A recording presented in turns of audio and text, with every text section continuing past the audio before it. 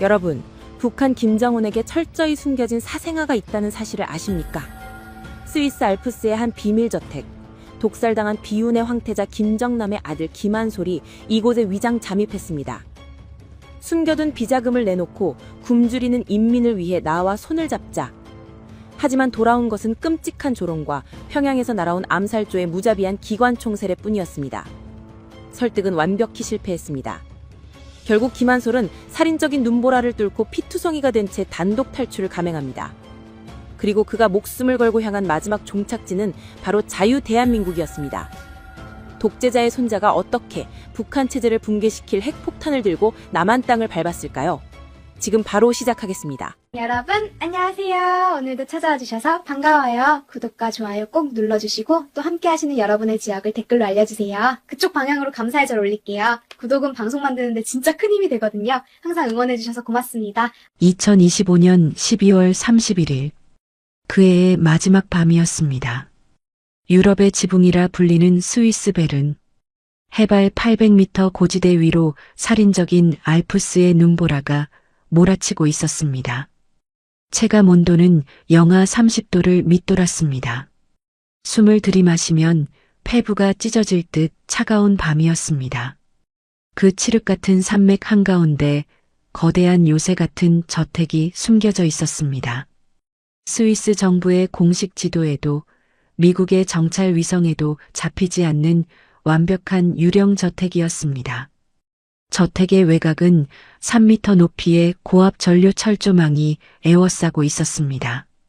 창문은 모두 대전차 지뢰도 견뎌내는 최고급 방탄유리였습니다. 이 거대한 밀실의 주인은 세상에 존재하지 않는 사람이었습니다. 이름은 김정현. 독재자 김정은의 숨겨진 사생아였습니다.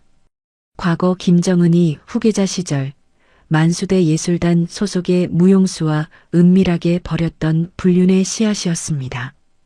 권력의 정점에서 벌어진 짐승 같은 욕망의 결과물이었습니다. 김정현의 어머니는 그를 낳자마자 흔적도 없이 숙청당했습니다. 김정현은 철저히 베일에 쌓인 채 북한 인민의 고열을 빨아먹으며 스위스의 어둠 속에서 괴물로 자라났습니다. 그 시각 저택 내부는 바깥의 혹한이 무색할 정도로 뜨거웠습니다. 1층의 실내 온수 수영장에서는 입에 담기조차 민망한 광란의 파티가 벌어지고 있었습니다. 에메랄드빛 수영장 물 위로 프랑스 최고급 와인인 로만의 꽁띠 빈 병들이 흉측한 시체처럼 둥둥 떠다녔습니다. 한 병에 1,000만 원이 훌쩍 넘는 술이었습니다.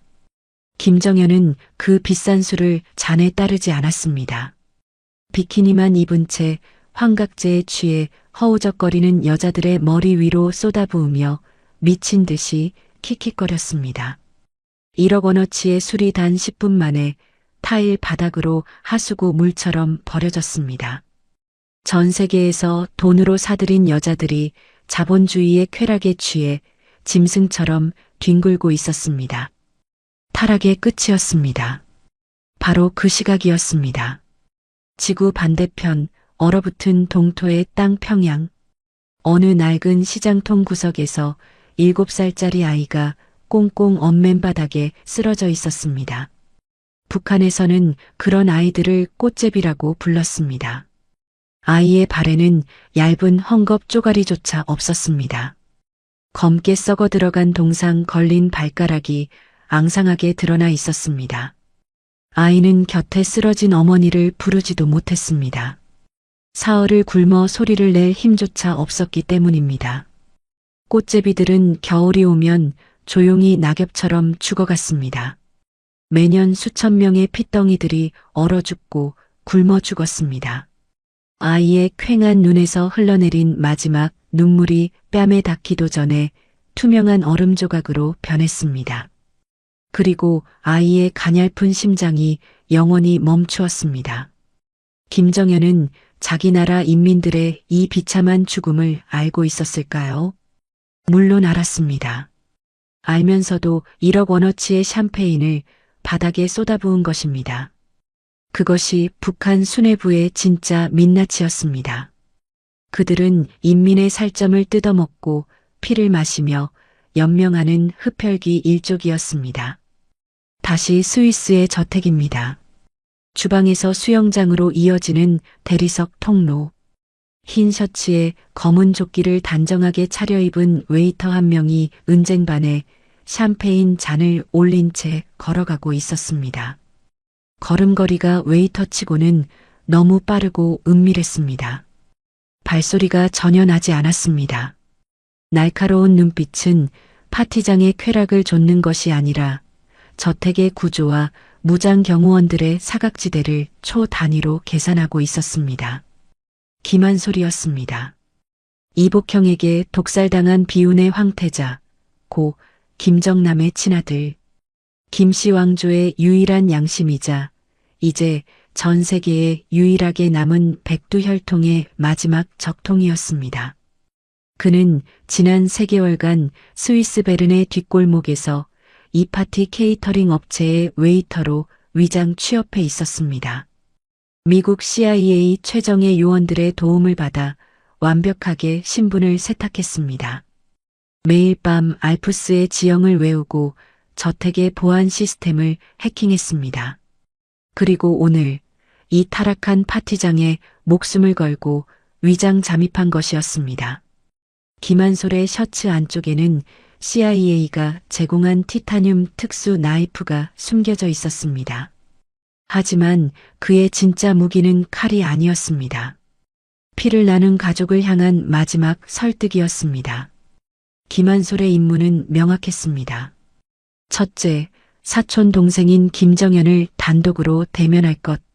둘째, 김씨 왕조가 전 세계에 숨겨둔 천문학적인 비자금 장부를 확보할 것. 셋째, 가능하다면 이 타락한 사촌을 설득하여 북한 체제를 내부에서부터 붕괴시킬 치명적인 조력자로 만들 것.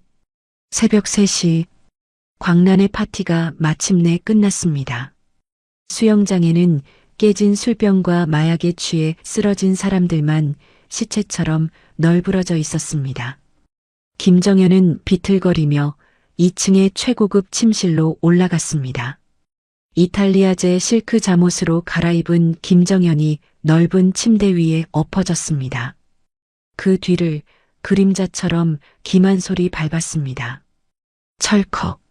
침실 문이 닫히고 단단히 잠겼습니다. 낯선 발소리에 침대 위에 엎드려 있던 김정연이 신경질적으로 고개를 들었습니다.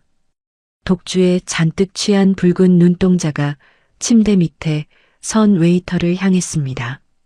짜증이 가득했던 김정연의 표정이 김한솔의 얼굴 윤곽을 확인한 순간 시체처럼 하얗게 질려버렸습니다. 너 누구야? 김정연의 오른손이 본능적으로 침대 머리맡으로 기어갔습니다. 베개 밑에 숨겨둔 스위스제 글록, 권총의 손잡이를 움켜쥐려는 것이었습니다. 하지만 김한솔은 굶주린 늑대처럼 날쌔습니다. 김정연이 눈을 깜빡일 새도 없이 침대 위로 몸을 날렸습니다. 순식간에 김정연의 두 팔을 꺾어 등 뒤로 무자비하게 비틀어 버렸습니다. 뼈가 어긋나는 소리가 침실에 울렸습니다. 아! 짐승 같은 비명과 함께 권총이 두꺼운 페르시아 양탄자 위로 툭 떨어졌습니다.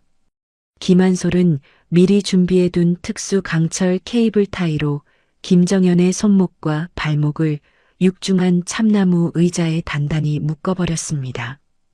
특수부대원 뺨치는 완벽한 제압이었습니다. 김한솔이 의자 앞에 한쪽 무릎을 꿇고 김정현과 서늘하게 눈을 맞추었습니다. 나는 김한솔이다. 김정현의 동공이 지진이라도 난 듯 미친 듯이 흔들렸습니다. 김한솔이 쇳소리 나는 목소리로 말을 이었습니다. 내 아버지 김정은이 말레이시아 공항에서 독살했던 내 아버지 김정남의 아들. 내가 바로 내 사촌 형이다. 그제야 눈앞의 사내가 누구인지 똑똑히 깨달은 김정연의 얼굴에 숨막히는 공포가 스쳤습니다. 그러나 그 공포는 찰나였습니다. 눈앞의 사촌 형이 자신을 당장 죽이려 드는 것이 아니라 대화를 시도하려 한다는 것을 눈치채자 비굴했던 얼굴에 금세 오만한 경멸이 떠올랐습니다. 김씨 일가 특유의 썩어빠진 오만함이었습니다. 도망자 새끼가 여기가 어디라고 겁도 없이 기어들어와. 김한솔은 대답 대신 주머니에서 작은 태블릿 PC를 꺼냈습니다. 화면을 켜서 묶여있는 김정현의 코앞에 바짝 들이밀었습니다. 잔혹하고 참담한 영상이 재생되었습니다. 평양 외곽의 악명 높은 정치범 수용소였습니다. 뼈와 가죽만 남은 아이들이 얼어붙은 진흙바닥에 웅크린 채 죽은 쥐를 뜯어먹고 있었습니다. 영하 20도의 추위 속에 얼어 죽은 노인의 깡마른 시신을 굶주린 수용소 들개들이 파먹고 있었습니다. 지옥 그 자체였습니다. 똑똑히 봐라. 이것이 내 아버지가 다스리는 나라의 진짜 모습이다. 김한솔의 묵직한 목소리에 뜨거운 분노가 일렁였습니다. 그의 눈앞에 옛 기억이 스쳤습니다. 과거 마카오에서 자신을 지켜주다 북한 암살조에게 무참히 살해당했던 첫사랑 련아의 핏기 없는 얼굴이 떠올랐습니다. 그 끔찍한 희생들을 끝내고 싶었습니다. 정연아, 아직 늦지 않았다. 우리가 물려받은 이 저주받은 핏줄을 이제는 저 불쌍한 인민을 위해 쓰자. 내가 숨겨둔 비자금을 내놓고 나와 손을 잡아라. 저 끔찍한 세습의 고리를 끊어내고 조국에 진정한 자유를 주자. 애끓는 호소였습니다. 같은 피를 나눈 사촌에게 건네는 마지막 자비이자 구원의 손길이었습니다. 그러나 김정현은 고개를 뒤로 젖히며 미친 듯이 웃기 시작했습니다. 코웃음과 조롱이 섞인 완벽한 악마의 웃음이었습니다. 자유, 조국? 지나가던 개가 웃다 돼지겠다. 짐승 같은 인민 새끼들이 배가 부르면 주인을 무는 법이다. 그 쓸모없는 버러지들 수백만이 굶어 죽든 말든 내 알바가 아니야. 김한솔의 굳은 주먹이 파르르 떨렸습니다. 핏줄이 터질 듯 솟아올랐습니다. 김정현의 광기는 멈추지 않았습니다. 눈을 부릅뜨고 침을 튀기며 악을 썼습니다. 내가 진짜 백두혈통이다. 늙고 병든 아버지가 쓰러지면 내가 그 자리에 앉아 평양의 주인이 된다. 권력의 1인자인 고모가 나를 지지하기로 굳게 약속했다. 내깟 반동 놈팽이가 끼어들 자리가 아니란 말이다. 폐륜이었습니다. 하늘이 노하고 땅이 치를 떨 끔찍한 폐륜이었습니다. 수백만의 목숨을 파리 목숨처럼 여기는 살인귀의 본성이었습니다. 김한솔은 천천히 자리에서 일어났습니다. 이 쓰레기 같은 사내의 정신은 뼛속까지 썩어 문드러져 있었습니다. 설득은 처음부터 불가능한 몽상이었습니다. 피는 물보다 진하다지만 북한의 권력은 피보다 차가웠습니다. 김한솔은 묶여서 발악하는 사촌을 철저히 무시하고 방을 뒤지기 시작했습니다. 옷장 뒤, 침대 매트리스 아래, 벽난로 안쪽, 그리고 마침내 서재 벽면을 가득 채운 최고급 마호가니 원목 캐비닛 뒤에서 은밀하게 숨겨진 티타늄 감고 하나를 찾아냈습니다. 비밀번호 6자리. 김한솔은 CIA 정보망을 통해 미리 입수해둔 번호를 주저없이 눌렀습니다. 철컥. 육중한 금고 문이 무거운 소리를 내며 열렸습니다. 안에는 김한솔이 찾던 검은색 USB 2개와 낡고 바랜 서류 봉투 하나가 놓여 있었습니다. USB는 예상대로였습니다. 전 세계 스위스 비밀은행, 마카오의 차명 계좌, 홍콩의 초호화 부동산, 런던의 지하 금괴 보관소까지 김씨 일가가 인민의 뼈와 살을 깎아내어 숨겨놓은 수백억 달러 규모의 비자금 치부책이었습니다. 그런데 옆에 놓여있던 낡은 서류 봉투를 열어 내용물을 확인한 순간 김한솔의 심장이 얼음장처럼 차갑게 굳어버렸습니다. 영문과 숫자가 빼곡히 적힌 화학 성분표였습니다. 인체에 치명적인 신경독 탈륨 화합물의 정밀한 투약량과 투약 시기가 날짜별로 빽빽하게 계산되어 있었습니다. 탈륨은 무색무취의 맹독으로 서서히 사람의 신경망을 파괴하여 자연사로 위장하기 가장 좋은 독약입니다. 그리고 그 독약의 투약 대상자 이름 옆에 붙은 붉은색 코드네임은 단 한 단어였습니다.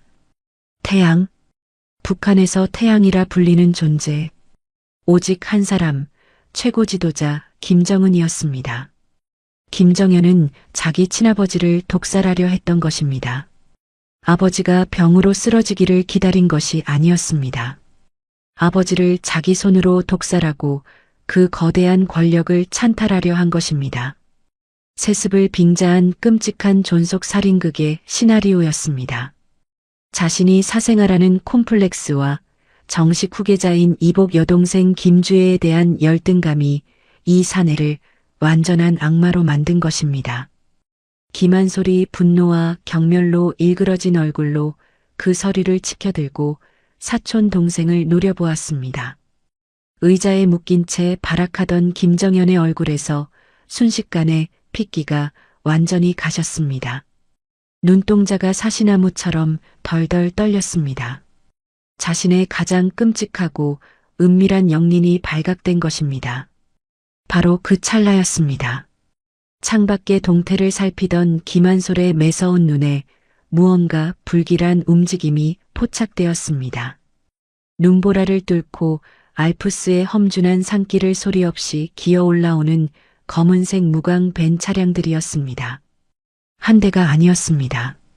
5대, 10대, 20대가 넘는 중무장 전술 차량들이 저택을 거대한 뱀처럼 포위하듯 에워싸고 있었습니다. 스위스 경찰이 아니었습니다. 경찰 차량이라면 요란한 사이렌과 경광등을 켰을 것입니다. 저들은 완전한 어둠 속에서 철저히 은밀하게 그리고 치명적으로 기동하고 있었습니다. 붉은색 레이저 조준선이 침실의 방탄유리 창문에 찍히기 시작했습니다. 10개, 20개, 30개. 붉은 점들이 유리를 뚫고 들어와 침실의 하얀 벽면과 천장을 어지럽고 섬뜩하게 수놓았습니다. 김한솔의 꼿꼿한 등줄기를 타고 서늘한 식은땀이 흘러내렸습니다. 죽음의 그림자가 턱 밑까지 다가온 것입니다. 그 붉은 레이저 불빛을 본 김정현이 갑자기 안도하며 희죽희죽 웃기 시작했습니다. 묶인 상태에서도 사촌형을 향해 더러운 가래침을 뱉으며 미친 듯이 소리쳤습니다. 봤냐, 이 멍청한 새끼야. 고모가 나를 지키러 보낸 내 친위대다. 내가 바로 3대 세습의 진짜 주인이란 말이다. 넌 이제 되졌어. 그 헛된 오만의 외침이 채 끝나기도 전이었습니다. 저택 1층의 육중한 강철 정문이 엄청난 폭발음과 함께 종이장처럼 뜯겨나갔습니다. 플라스틱 폭탄이었습니다. 곧이어 기관총의 무자비한 연사소리가 1층 전체를 생지옥으로 만들었습니다. 고가의 유리창이 박살나고 최고급 대리석 바닥에 뜨거운 탄피가 비오듯 쏟아지는 소리가 2층 침실까지 생생하게 울려 퍼졌습니다. 비명소리조차 짧았습니다. 1층을 지키던 세계 최고 수준의 용병 경호원들은 총 한 번 제대로 쏴보지 못하고 추수밭의 벼처럼 도륙당했습니다. 진입한 무장병력의 정체는 명확했습니다. 검은 전술 전투복, 소음기가 장착된 특수 돌격소총, 방탄 헬멧, 그리고 단 1초의 망설임도 없는 살상 능력. 평양에서 다이렉트로 급파된 북한 정찰총국 소속의 인간 백정 암살조였습니다. 피도 눈물도 없는 최정의 살인 기계들이 스위스 한복판에 나타난 것입니다. 계단을 밟고 2층으로 올라오는 섬뜩한 군화 소리가 한 발 한 발 저승사자처럼 다가왔습니다. 침실 문이 거친 발길질 한 번에 산산조각이 났습니다. 검은 복면을 쓴 전투원 6명이 방 안으로 폭풍처럼 들이닥쳤습니다.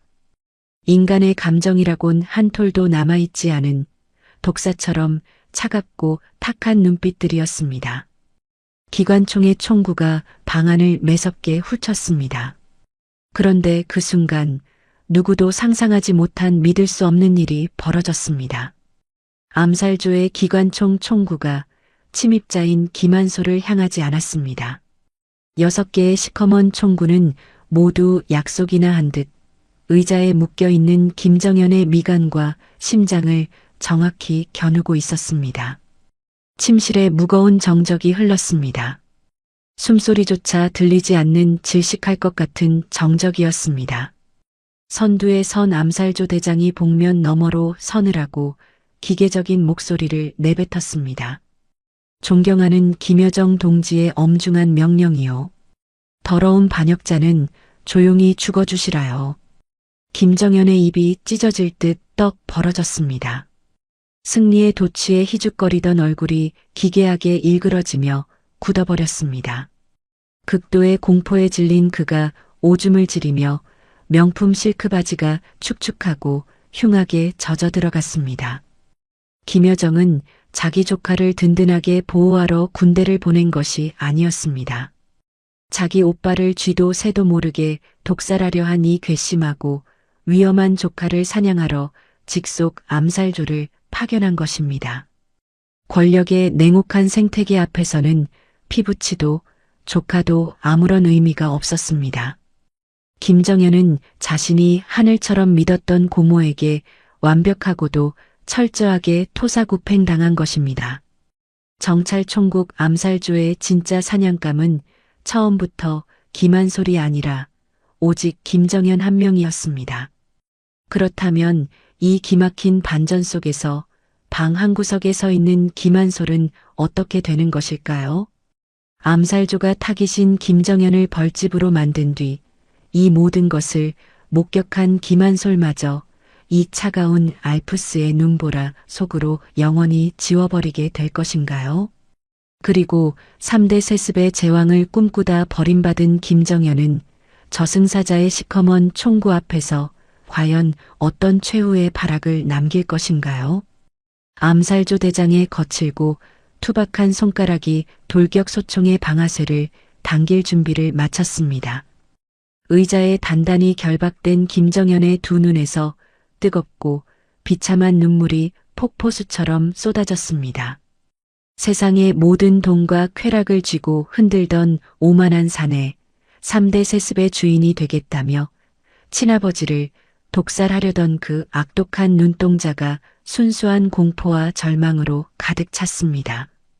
가장 믿었던 핏줄인 고모에게 버림받았다는 기막힌 현실이 그를 미친 짐승처럼 울부짖게 만들었습니다. 고모님, 이러시면 안 됩니다. 제가 다 잘못했습니다. 살려주십시오. 저를 버리시면 안 됩니다. 목구멍이 찢어져라 피를 토하듯 살려달라 애원했습니다. 하지만 이 차가운 알프스의 밀실에 그를 구원할 따뜻한 고모는 없었습니다. 권력의 화신 김여정은 수천 킬로미터 떨어진 평양의 호화로운 집무실에서 따뜻한 홍차를 마시며 눈의 가시 같은 조카의 처단 보고만을 느긋하게 기다리고 있을 뿐이었습니다. 북한의 권력 투쟁은 그 어떤 느와르 영화보다 잔혹했습니다. 김한솔은 이 기막힌 혼란이 만들어낸 단 1초의 틈을 절대 놓치지 않았습니다. 그는 허리춤에 은밀히 감춰두었던 CIA 특수 소형 연막탄의 안전핀을 망설임 없이 뽑았습니다. 그리고 암살조 요원들의 발밑 중앙으로 정확히 굴렸습니다. 눈을 뜰 수조차 없을 만큼 독하고 매운 회색가스가 폭발하듯 뿜어져 나오며 20평 남짓한 침실 전체를 거대한 먹구름처럼 집어삼켰습니다. 시야는 순식간에 완벽한 제로가 되었습니다. 인간 병기로 훈련받은 암살조 요원들조차 독성 가스에 쿨럭이며 잠시 뒷걸음질을 쳤습니다.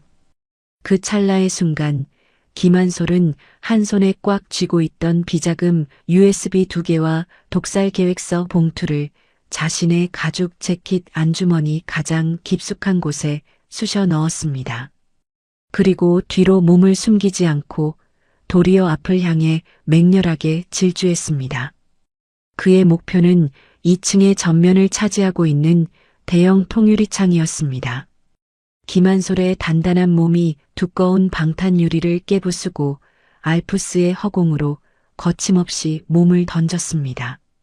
날카로운 유리 파편들이 그의 어깨와 팔 얼굴을 사정없이 핥히고 찢고 지나갔습니다. 뜨거운 피가 차가운 허공에 흩뿌려졌습니다. 아래는 폭설로 인해 3미터 높이로 쌓인 단단한 눈밭이었습니다. 쿵 하는 둔탁하고 무거운 파열음과 함께 김한솔의 몸이 차가운 눈 더미 속으로 깊숙이 파묻혔습니다. 온몸의 뼈가 부서지는 듯한 충격이었습니다. 바로 그가 창밖으로 떨어지고 1초가 지난 뒤 연막으로 가득 찬 침실 안에서는 지옥의 총성이 터져 나왔습니다. 독한 연막이 채 거치기도 전에 암살조는 제거 1순위 임무를 기계처럼 완수했습니다. 보이지 않는 가스 속에서 오직 김정현이 묶여있던 참나무 의자를 향해 6정의 기관총이 일제히 무자비한 불을 뿜은 것입니다. 수백 발의 총탄이 김정현의 온몸을 넝마조각처럼 꿰뚫고 지나갔습니다. 붉은 피와 진이겨진 살점이 비싼 실크 벽지와 천장까지 붉고 흉측하게 물들였습니다. 천장에 매달려 있던 수천만 원짜리 크리스탈 샹들리에가 총격의 진동을 견디지 못하고 끊어지며 추락했습니다. 수천 개의 날카로운 크리스탈 조각이 핏물로 범벅이 된 김정현의 처참한 시신 위로 비오듯 쏟아져 내렸습니다. 프랑스에서 공수해온 최고급 가죽 소파는 벌집이 되어 하얀 솜을 토해냈고 벽에 걸려있던 수억 원짜리 명화는 형체를 알아볼 수 없게 찢겨 바닥에 나뒹굴었습니다. 김정현의 최후는 그가 살아온 타락한 산만큼이나 추악하고 비참했습니다. 수십 발의 총알이 장기를 뚫고 지나가는 그 끔찍한 고통 속에서도 이 짐승 같은 사내가 컥컥거리며 피를 토하며 내뱉은 마지막 말은 조국에 대한 사죄도 핏줄에 대한 원망도 아니었습니다. 네. 내 스위스 비밀 계좌. 비밀번호를 줄 테니 제발 살려달라. 돈이었습니다. 숨이 끊어지는 그 비참한 마지막 순간까지 이 사내의 머릿속을 지배한 것은 오직 자신의 비자금 통장뿐이었습니다. 인민의 고열로 만든 돈의 노예다운 끔찍한 최후였습니다. 그리고 김정현의 고개가 힘없이 꺾였습니다. 피가 끓어오르는 입에서 그의 진짜 마지막 숨결이 짐승의 쇳소리처럼 새어나왔습니다. 내가 조선이 위대한 수령인데 그것이 끝이었습니다. 인민의 피를 빨아 3대 세습의 왕이 되고 싶었던 사내는 이역만리 남의 나라 침실에서 자기 고모가 보낸 총알을 맞고 개처럼 죽었습니다. 권력의 허망함이자 철저한 인과응보였습니다. 한편 3미터 아래 눈밭에 처박힌 김한솔은 고통을 느낄 새조차 없었습니다. 그는 눈 위를 짐승처럼 기어서 저택의 외곽 철조망 담장을 향해 필사적으로 나아갔습니다. 오른쪽 허벅지 깊숙한 곳에 어른 손가락만한 날카롭고 거대한 유리 파편이 박혀 있었습니다. 움직일 때마다 뜨거운 동맥의 피가 솟구쳐 검은 바지를 흥건히 적셨고 새하얀 알프스의 눈보라 위로 선명하고 섬뜩한 붉은 핏자국이 길게 이어졌습니다. 저택 2층 창문에서 다급하고 살벌한 외침이 들렸습니다.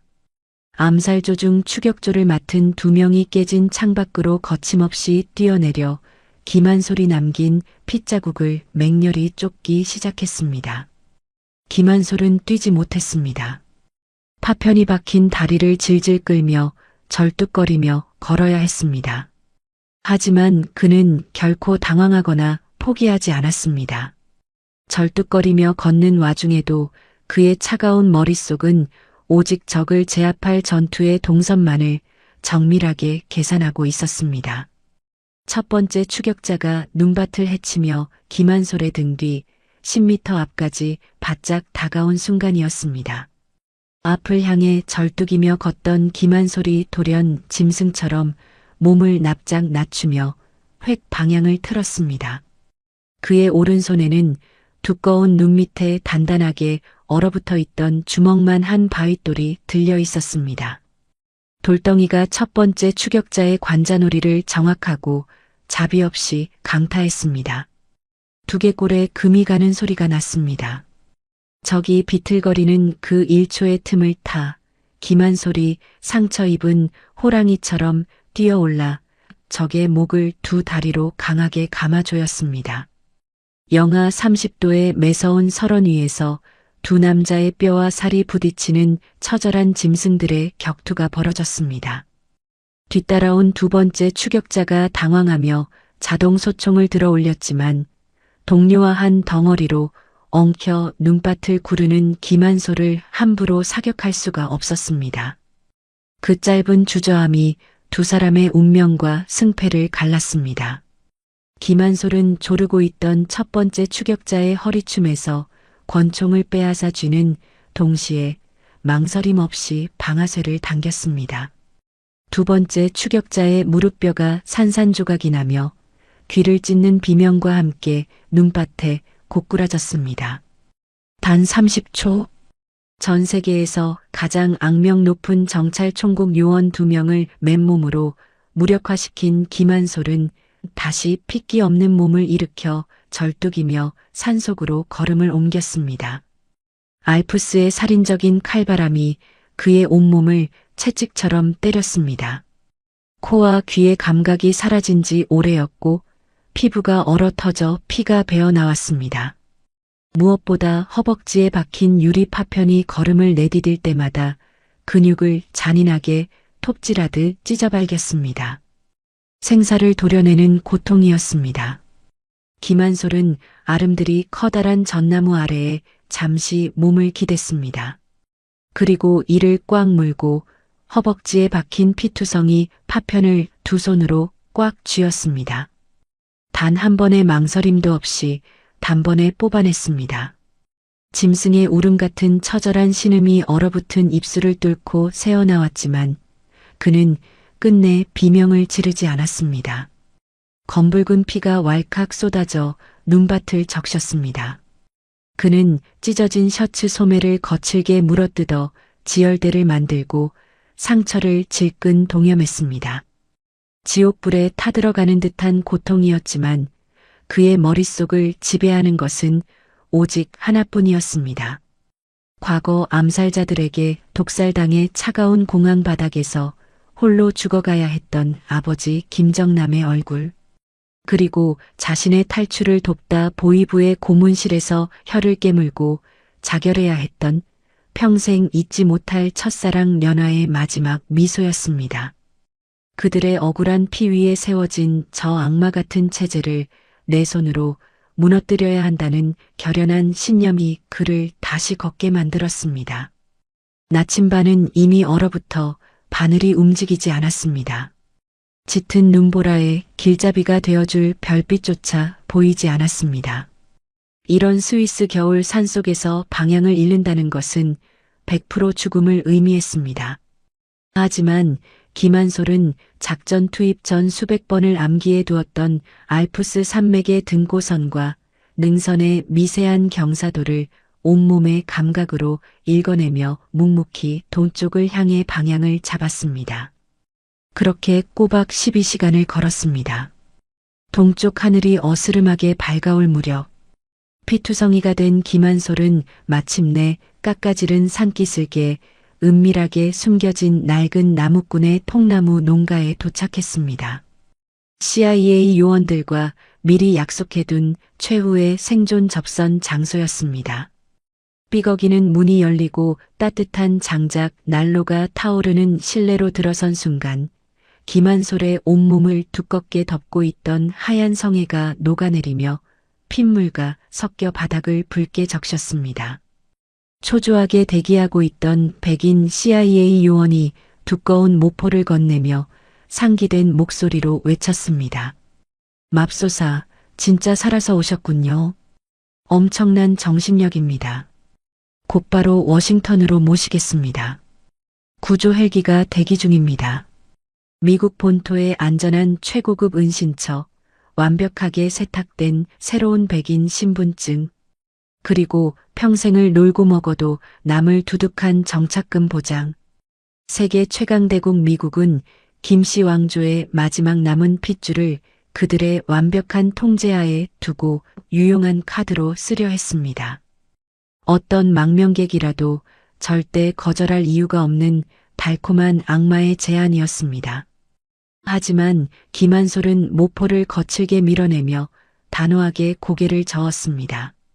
고맙지만 워싱턴은 사양하겠습니다. CIA 요원의 파란 눈이 당혹감과 충격으로 커졌습니다. 세계 최고의 정보기관을 거절하다니. 미국이 아니면 도대체 어디로 간다는 말입니까? 돌아갈 북한도 그를 지켜줄 중국도 이제는 없지 않습니까? 김한솔의 굳게 담은 입술에서 칼날처럼 결연한 목소리가 흘러나왔습니다. 내 조국은 이제 세상에 오직 하나뿐입니다. 자유 대한민국. 나는 서울로 가겠습니다. 그 묵직한 목소리에는 한치의 떨림도 망설임도 없었습니다. 이 놀라운 결정 뒤에는 사실 세상을 뒤집을 엄청난 비밀이 숨겨져 있었습니다. 눈앞에서 당황하고 있는 이 미국인 CIA 요원은 사실 대한민국 국가정보원이 무려 10년 전부터 치밀하게 공을 들여 포섭해 둔 핵심 이중 스파이였습니다. 김한솔의 한국행을 비밀리에 기획하고 이끌어낸 진짜 배우는 미국이 아니라 대한민국이었습니다. 당황한 척 연기하던 이중 스파이 요원이 가벼운 미소를 지으며 특수 무전기를 꺼내 들었습니다. 그리고 미국의 주파수가 아닌 전혀 다른 대역의 암호화 주파수를 맞추었습니다. 여기는 알파, VIP 패키지 완벽히 확보했다. 지금 즉시 픽업을 요청한다.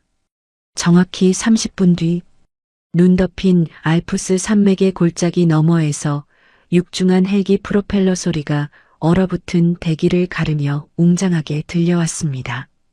두꺼운 구름을 뚫고 강한 검은 헬기의 외부에는 국적이나 소속을 알 수 있는 어떤 마크나 번호도 그려져 있지 않았습니다. 완벽한 스텔스 유령 헬기였습니다. 거센 눈보라를 흩날리며 헬기가 착륙하고 육중한 슬라이딩 도어가 열렸습니다. 짧게 깎은 머리에 검은 전술 점퍼를 입은 다부진 체격의 사내가 눈밭으로 뛰어내렸습니다. 그는 피투성이가 된 김한솔을 향해 절도 있고 각 잡힌 거수 경례를 붙였습니다. 오래 기다리셨습니다. 대한민국 국가정보원 대테러 특수임무대 백두산 팀입니다. 조국으로 모시겠습니다. 한국말이었습니다. 평생을 떠돌며 그토록 애타게 듣고 싶었던 힘차고 당당한 대한민국 요원의 한국말이었습니다. 김한솔은 절뚝이는 다리를 이끌고 헬기 안으로 걸음을 옮겼습니다. 자리에 털썩 주저앉은 그의 시선이 조종석 안쪽 계기판 옆에 머물렀습니다. 그곳에 손가락 2마디만 한 작은 스티커 하나가 훈장처럼 붙어 있었습니다. 태극기였습니다. 붉고 푸른 태극 무늬와 건공감리 사계가 선명한 자랑스러운 대한민국의 국기였습니다.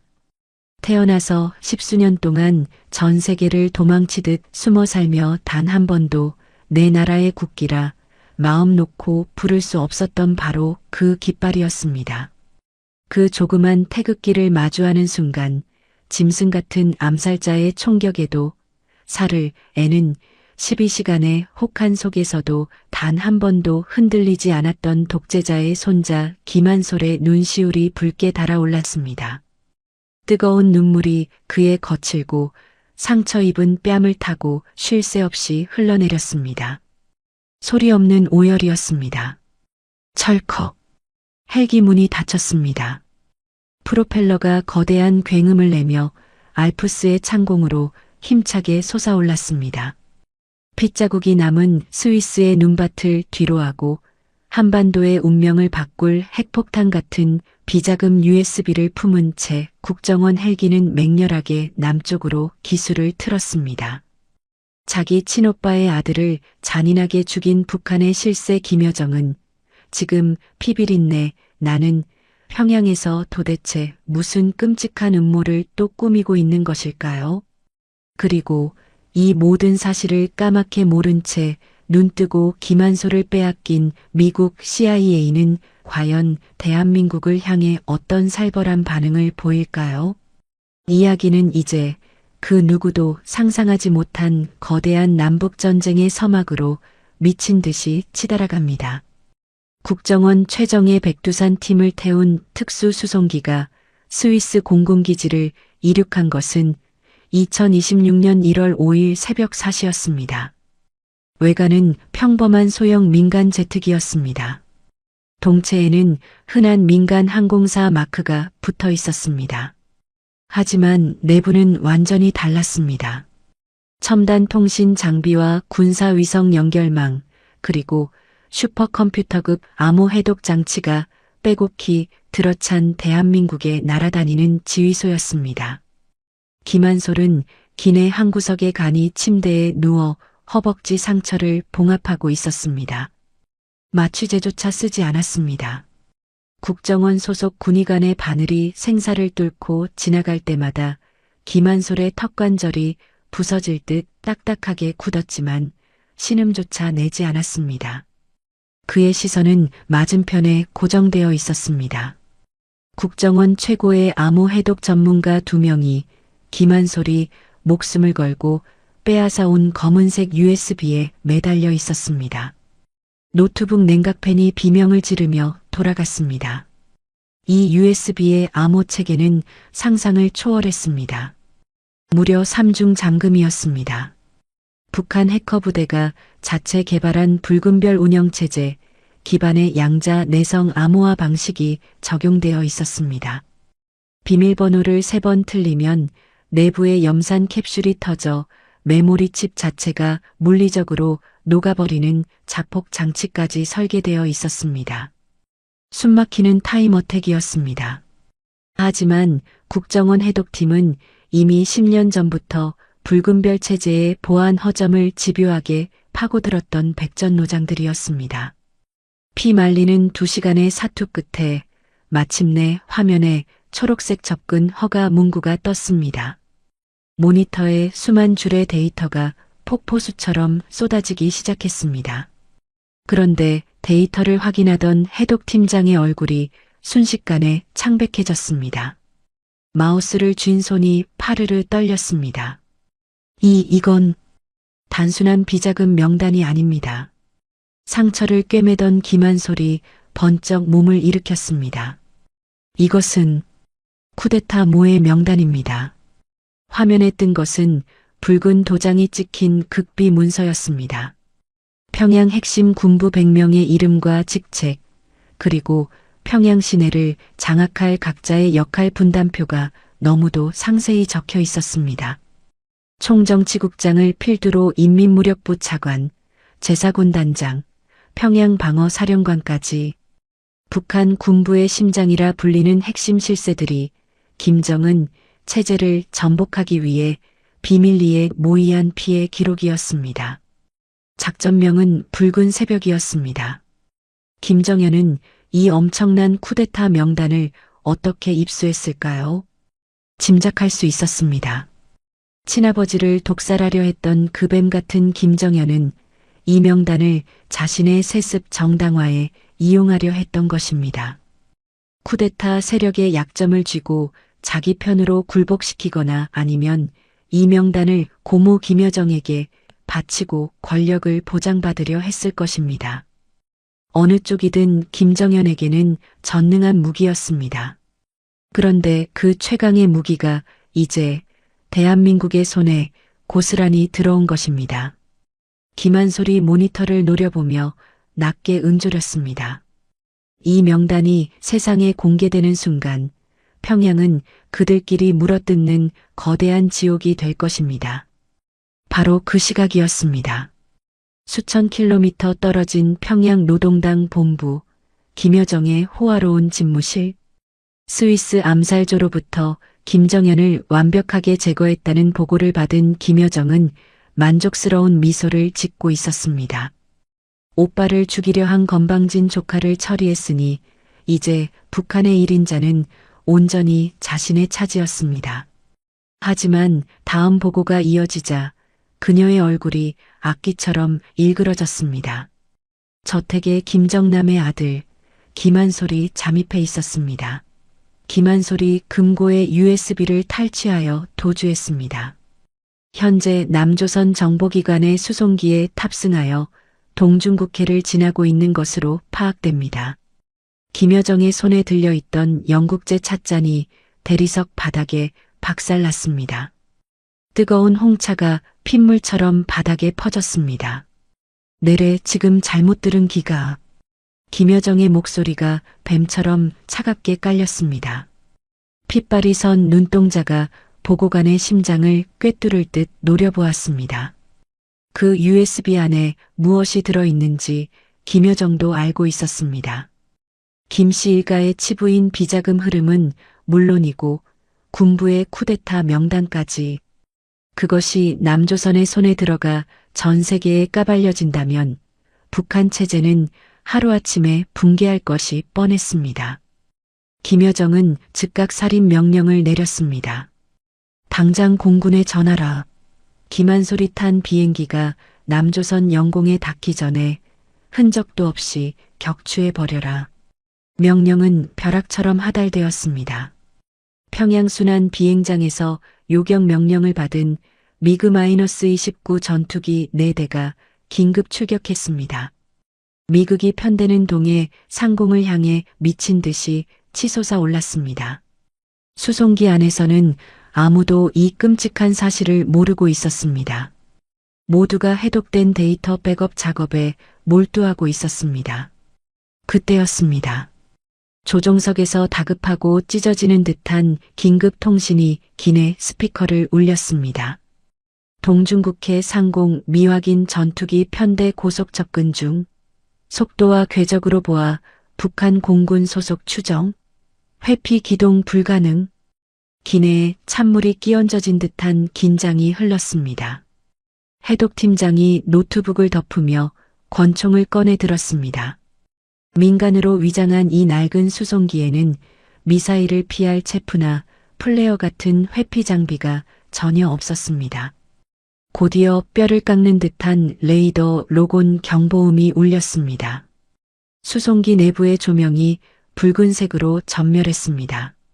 적의 공대공 미사일 조준점에 완벽하게 잡혔다는 뜻이었습니다.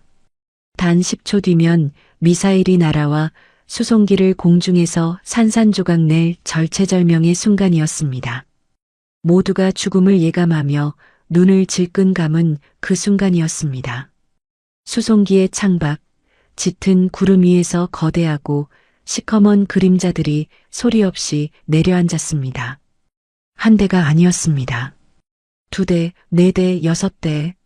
매끄럽고 기괴한 흑회색 동체가 햇빛을 흡수하며 구름을 갈라버렸습니다.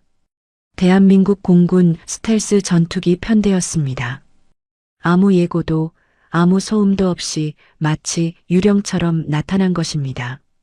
스텔스기의 특성상 북한 미그기들의 구형 레이더에는 조준선은커녕 점 하나 잡히지 않았습니다. 죽음의 새들이 바로 눈앞에 나타나서야 북한 조종사들은 비로소 자신들이 포위되었다는 것을 깨달았습니다. 수송기 무전 채널을 뚫고 듬직하고 단호한 한국 공군 편대장의 목소리가 벼락처럼 울려 퍼졌습니다. 여기는 대한민국 공군 블랙이글 편대. 미확인 전투기에 경고한다. 이곳은 대한민국 방공식별구역이다. 기술을 돌려라. 단 1도라도 남아할 경우 즉각 격추하겠다. 반복한다. 즉각 기술을 돌려라. 압도적인, 너무나도 압도적인 전력 차이였습니다. 1970년대에 설계된 고철 덩어리 미그-29로는 5세대 스텔스기를 상대로 단 1초도 버틸 수 없었습니다. 레이더에 잡히지도 않는 적을 상대로 어떻게 방아쇠를 당기겠습니까? 공포에 질린 북한 미그기 세대가 급격히 기술을 틀어 북쪽으로 도망치기 시작했습니다. 그러나 비극은 그 뒤에 남아 있었습니다. 4대의 미그기 중 마지막 한 대가 기술을 북쪽이 아닌 남쪽으로 틀었습니다. 도망가는 방향이 아니었습니다. 대한민국을 향한 직진이었습니다. 이 북한 조종사는 격추 명령을 무시하고 이 기회에 자유를 찾아 대한민국으로 망명하려 한 것입니다. 평양에 두고 온 영양실조로 눈이 멀어가는 5살배기 딸을 살리기 위해 조국을 버리고 남쪽으로 엑셀레이터를 밟은 것입니다. 그러나 도망치던 북한 편대장기가 이 돌발 행동을 눈치챘습니다. 배신자를 처단하라는 북한군의 교전 수칙에 따라 편대장기가 망명 전투기의 꼬리를 향해 공대공 미사일을 발사했습니다. 눈을 뜰 수 없는 거대한 폭발이었습니다. 하늘에 잔혹한 붉은 불꽃이 피어올랐습니다. 망명을 시도한 북한 조종사의 미그기가 시뻘건 화염에 휩싸인 채 차가운 바다를 향해 곤두박질 쳤습니다. 자유를 향해 기술을 돌렸으나 구름 아래 펼쳐진 대한민국의 찬란한 불빛을 보지 못한 채 끝내 도달하지 못한 참혹한 비극이었습니다. 수송기 창문에 바짝 붙어 그 모든 과정을 지켜보던 김한솔의 눈동자가 흔들렸습니다. 그의 눈앞으로 창밖을 호위하며 비행하는 날개 끝이 보였습니다. 그 날개에는 붉고 푸른 태극 마크가 선명하게 새겨져 있었습니다. 김한솔의 굳은 볼을 타고 뜨거운 눈물 한 방울이 툭 떨어졌습니다. 10여 년 만에 흘리는 눈물이었습니다. 아버지가 독살당했을 때도 스위스 눈보라 속에서 생사를 찢어내며 12시간을 걸었을 때도 결코 울지 않았던 독한 사내가 태극기 마크와 조국의 하늘을 위해 목숨을 건 이름 모를 조종사의 비극을 목도하고 기어코 울음을 터뜨린 것입니다. 수송기는 6대 편대의 완벽한 호위를 받으며 제주도 남단을 지나 서쪽으로 항로를 잡았습니다. 밤이 되었습니다. 마침내 수송기가 서울 상공에 진입했습니다. 창밖으로 끝을 알 수 없는 거대한 빛의 바다가 펼쳐졌습니다. 강남의 화려한 고층 빌딩들, 한강 수면 위로 황금빛을 뿜어내는 다리들의 조명, 밤하늘을 찌를 듯 솟아있는 롯데타워와 남산타워와 찬란한 불빛, 단 한 번도 잠들지 않는 역동적인 도시, 서울의 숨막히는 야경이었습니다. 자유와 피땀이 만들어낸 위대한 번영의 불빛이었습니다. 가로등 하나 켤 전기조차 없어 밤만 되면 거대한 무덤으로 변해버리는 칠흑 같은 평양의 어둠과는 그야말로 천국과 지옥의 차이였습니다. 김한솔이 창문에 두 손을 얹었습니다. 서울의 불빛이 그의 젖은 눈동자에 찬란하게 반사되었습니다. 그리고 그는 어둠에 잠긴 북녘 땅을 향해 낮고 단호하게 을조렸습니다. 기다려라 평양. 내 아버지를 죽이고 인민을 굶긴 그 저주받은 체제를 내가 오늘부로 완전히 부수러 왔다. 수송기가 성남 서울공항 활주로에 무사히 착륙하는 그 순간 과연 이 USB 속에 잠든 군부 쿠데타 명단이 세상에 공개되면 평양은 어떤 피해 폭풍에 휩싸이게 될 것인가요? 그리고 살아서 대한민국 땅을 밟은 김씨 왕조의 마지막 적통, 김한솔의 첫 공식 일정은 과연 무엇이 될 것인가요? 서울에 도착한 김한솔은 서초구 모처에 위치한 국정원 안가로 은밀히 이송되었습니다. 안가란 국가정보원이 운영하는 지도에도 없는 비밀 안전가옥입니다. 개미 한 마리 통과할 수 없는 삼엄한 특수 경호 속에서 김한솔은 5일 동안 국정원 수뇌부와 심층 브리핑을 가졌습니다. USB의 내용은 이미 100% 해독 완료되었습니다. 전 세계에 거미줄처럼 퍼져 있는 김씨 일가의 천문학적인 비자금 계좌번호들, 평양을 불바다로 만들 군부 쿠데타 모의 명단, 그리고 김정연이 친아버지 김정은을 독살하려 했던 그 끔찍한 화학 성분표까지 북한 체제를 단숨에 붕괴시킬 수 있는 핵폭탄급 뇌관들이 모두 대한민국 정부의 손에 쥐어졌습니다. 그리고 운명의 1월 10일이 밝았습니다. 문자 그대로 전 세계가 숨을 죽이고 멈춘 날이었습니다. 오전 9시 대한민국 정부가 공식 기자회견을 예고했습니다. 내용은 철저한 비공개였습니다. 다만 대통령실에서 낸 한 줄의 공지문만이 언론사에 전달되었습니다. 한반도와 세계 안보 지형을 영구히 바꿀 중대 발표가 있을 예정입니다. 그 한 줄만으로 전 세계가 발칵 뒤집혔습니다. 전 세계에 내노라 하는 외신 취재진 300명이 광화문 프레스센터 앞으로 구름처럼 집결했습니다. 프레스센터 주변은 경찰 기동대의 철제 바리케이드가 3중으로 둘러쳐졌고 옥상마다 저격수들이 배치되었습니다. 준 전시 상황이나 다름없는 긴장감이 서울 한복판을 짓눌렀습니다. 북한은 직감적으로 위기를 감지하고 발작적인 반응을 보였습니다. 조선중앙통신은 즉각 긴급 논평을 쏟아냈습니다. 남조선 괴뢰 역적 패당이 조작된 삐라와 가짜 뉴스로 공화국을 모독하려 한다. 만약 입을 놀린다면 서울을 진짜 불바다로 만들겠다. 동시에 남북 군사통신선을 전면 도끼로 끊어버리듯 차단했습니다. 휴전선 일대의 방사포 부대의 덮개를 열고 포문을 남쪽으로 향하게 전진 배치시켰습니다.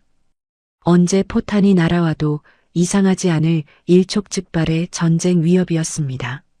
하지만 대한민국 정부는 단 한 걸음도 물러서지 않았습니다.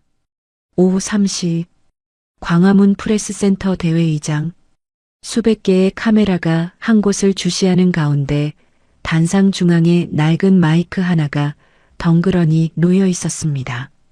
무대 뒤에 암막 커튼이 열리며 한 남자가 걸어 나왔습니다. 단정하고 핏이 떨어지는 검은색 정장, 그리고 가슴 위로 꽉 메어진 검은색 넥타이였습니다. 그 검은 넥타이는 단순한 격식이 아니었습니다.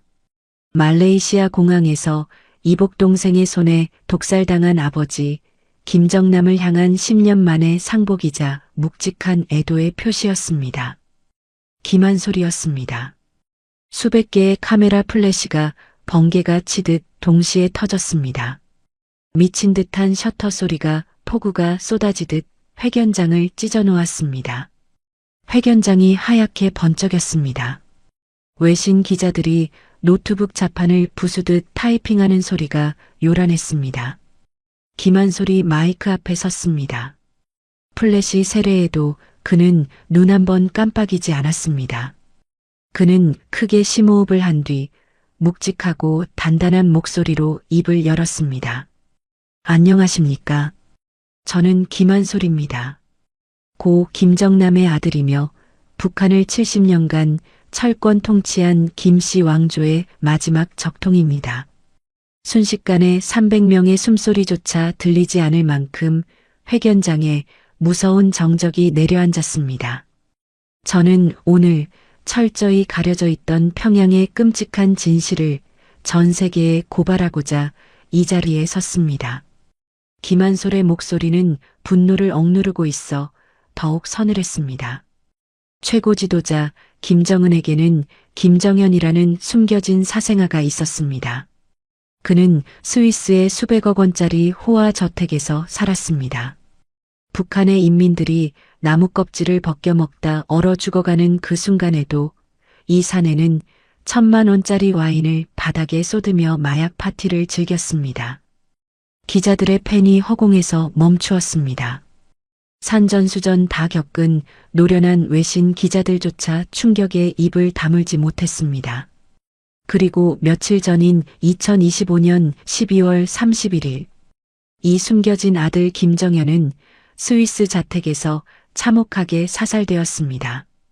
다름 아닌 그의 고모 김여정이 보낸 정찰 총국 암살조의 기관총에 벌집이 되어 죽었습니다. 회견장 곳곳에서 오마이갓하는 낮은 탄성이 터져나왔습니다. 이유는 단 하나입니다. 조카가 아버지를 독살하려 했기 때문입니다. 김정현은 탈륨이라는 맹독으로 친아버지 김정은을 죽이고 세습 권력을 찬탈하려 했습니다. 이를 눈치챈 김여정이 암살조를 보내 조카를 잔인하게 찢어 죽인 것입니다. 아들이 아버지를 죽이려 하고 고모가 조카를 죽이는 곳. 이것이 김씨 왕조가 숨겨온 구역질나는 민낯입니다. 김한솔이 단상 옆에 대형 스크린을 손가락으로 가리켰습니다. 스크린이 켜지며 붉은색 도장이 꽝꽝 찍힌 낡은 문서의 사진이 거대하게 확대되었습니다. 이름, 직책, 그리고 평양 점령을 위한 부대 동원 역할 분담이 빽빽하게 적힌 명단이었습니다. 이 문서를 똑똑히 보십시오. 김정은에게 목숨 바쳐 충성한다던 평양 군부 핵심 인사 100명의 쿠데타 모의 명단입니다. 목록에 1번에 적힌 이름을 보십시오. 총정치국장입니다. 북한 군부 서열 1위가 반란군의 수계입니다. 회견장이 완전히 술렁였습니다. 총정치국장. 그는 김정은을 그림자처럼 수행하던 가장 충실한 사냥개로 알려진 인물이었습니다. 그 사냥개가 주인의 목줄을 끊으려 했다는 엄청난 폭로였습니다. 김한솔의 두 손이 마이크 단상을 강하게 쥐었습니다. 그의 목소리에 호랑이 같은 힘이 실렸습니다. 김정은 체제는 끝났습니다. 저들은 이미 안에서부터 썩어 문드러져 서로의 목에 칼을 꽂고 있습니다. 이제 북한의 진짜 주인은 굶주리면서도 70년을 견뎌낸 위대한 인민들 뿐입니다. 김한솔이 단상을 주먹으로 쾅 내리쳤습니다.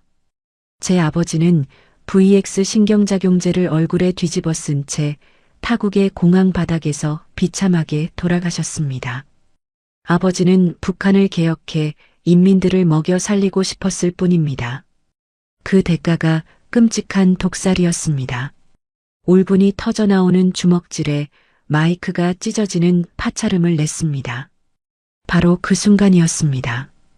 회견장 뒤쪽 두 번째 줄, 로이터 통신 기자증을 목에 걸고 있던 중년 남성이 갑자기 자리에서 벌떡 일어났습니다. 그의 오른손에는 카메라가 아니라 검은색 만년필 모양의 물체가 들려 있었습니다. 독침이었습니다. 스치기만 해도 심장 마비를 일으키는 북한 보위부 특수 만년필 독침. 남성은 김한솔의 목을 향해 만년필을 조준했습니다. 반동 새끼. 그러나 남성이 독침의 버튼을 누르기 0.1초 전, 기자들 틈에 섞여 있던 국정원 최정예 경호요원이 한 마리 표범처럼 몸을 날렸습니다. 요원의 손날이 남성의 오른쪽 손목을 무자비하게 내리쳤습니다. 뼈가 부러지는 끔찍한 소리와 함께 만년필이 허공으로 튕겨나갔습니다. 남성이 비명을 지르기도 전에 요원 3명이 달라붙어 그를 바닥에 패대기 치고 케이블 타이로 온몸을 묶어버렸습니다. 고정 간첩이었습니다. 신분 세탁을 하고 대한민국에 수십 년간 잠복해 있던 북한 보위부 소속의 슬리퍼 셀이 이 생방송을 막기 위해 기자로 위장하여 자살 테러를 감행한 것이었습니다. 의자 수십 개가 박살나며 회견장이 패닉에 빠졌습니다. 외신 기자들이 비명을 지르며 바닥에 엎드렸습니다. 하지만 단상 위의 김한솔은 단 한 발짝도 뒤로 물러서지 않았습니다. 경호원들이 그를 보호하려 방탄 우산을 펼치려 했지만 김한솔은 그들의 손을 뿌리쳤습니다. 그는 똑바로 서서 쓰러진 간첩을 내려다보았습니다. 그리고 마이크를 고쳐 잡았습니다. 그의 목소리는 이전보다 100배는 더 단호하고 살벌해졌습니다. 전 세계는 보십시오. 이것이 김정은 체제입니다. 진실을 말하는 자의 입을 틀어막기 위해 이 자유로운 대한민국의 수도 한복판까지 암살자를 보내는 비겁하고 역겨운 집단입니다. 하지만 똑똑히 전해라. 나는 내 조국의 인민이 자유를 얻는 그날까지 절대 멈추지 않는다. 그리고 이 숨막히는 회견의 모든 내용과 암살 시도의 생생한 장면은 실시간 전파를 타고 전 세계로 송출되었습니다. 단지 유튜브와 CNN에만 나간 것이 아니었습니다. 동해 상공에 떠있던 미군 고공 정찰기 글로벌호크에 탑재된 특수 송출 장비를 통해 평양 시내를 덮는 강력한 라디오 전파로 다이렉트 송출된 것입니다. 평양의 낡은 트랜지스터 라디오로도 인민군의 비밀 군용 주파수로도 김한솔의 이 사자후가 생생하게 흘러들어갔습니다. 이 방송을 들은 평양에서는 도대체 무슨 일이 벌어지고 있었을까요? 만수대 거리의 낡은 아파트 건물 뒷골목. 영하 20도의 칼바람을 피해 드럼통에 불을 피우고 몰래 숨어서 라디오를 듣고 있던 인민군 사병들이 있었습니다. 고기를 먹어본 지 1년이 넘어 뼈만 앙상한 사병들이었습니다. 쿠데타 명단이 전 세계에 공개되었다는 사실, 그리고 김씨 일가가 서로를 죽이고 있다는 김한솔의 피 토하는 연설을 들은 병사들의 탁한 눈빛이 묘하게 변하기 시작했습니다. 그것은 보위부에 대한 공포가 아니었습니다. 70년간 참아왔던 무언가 뜨겁고 거대한 감정, 분노의 불씨였습니다. 그중 19살밖에 되지 않은 앳된 사병이 말없이 허리에 찬 낡은 AK 소총을 집어들었습니다. 그리고 천천히 안전장치를 아래로 내렸습니다.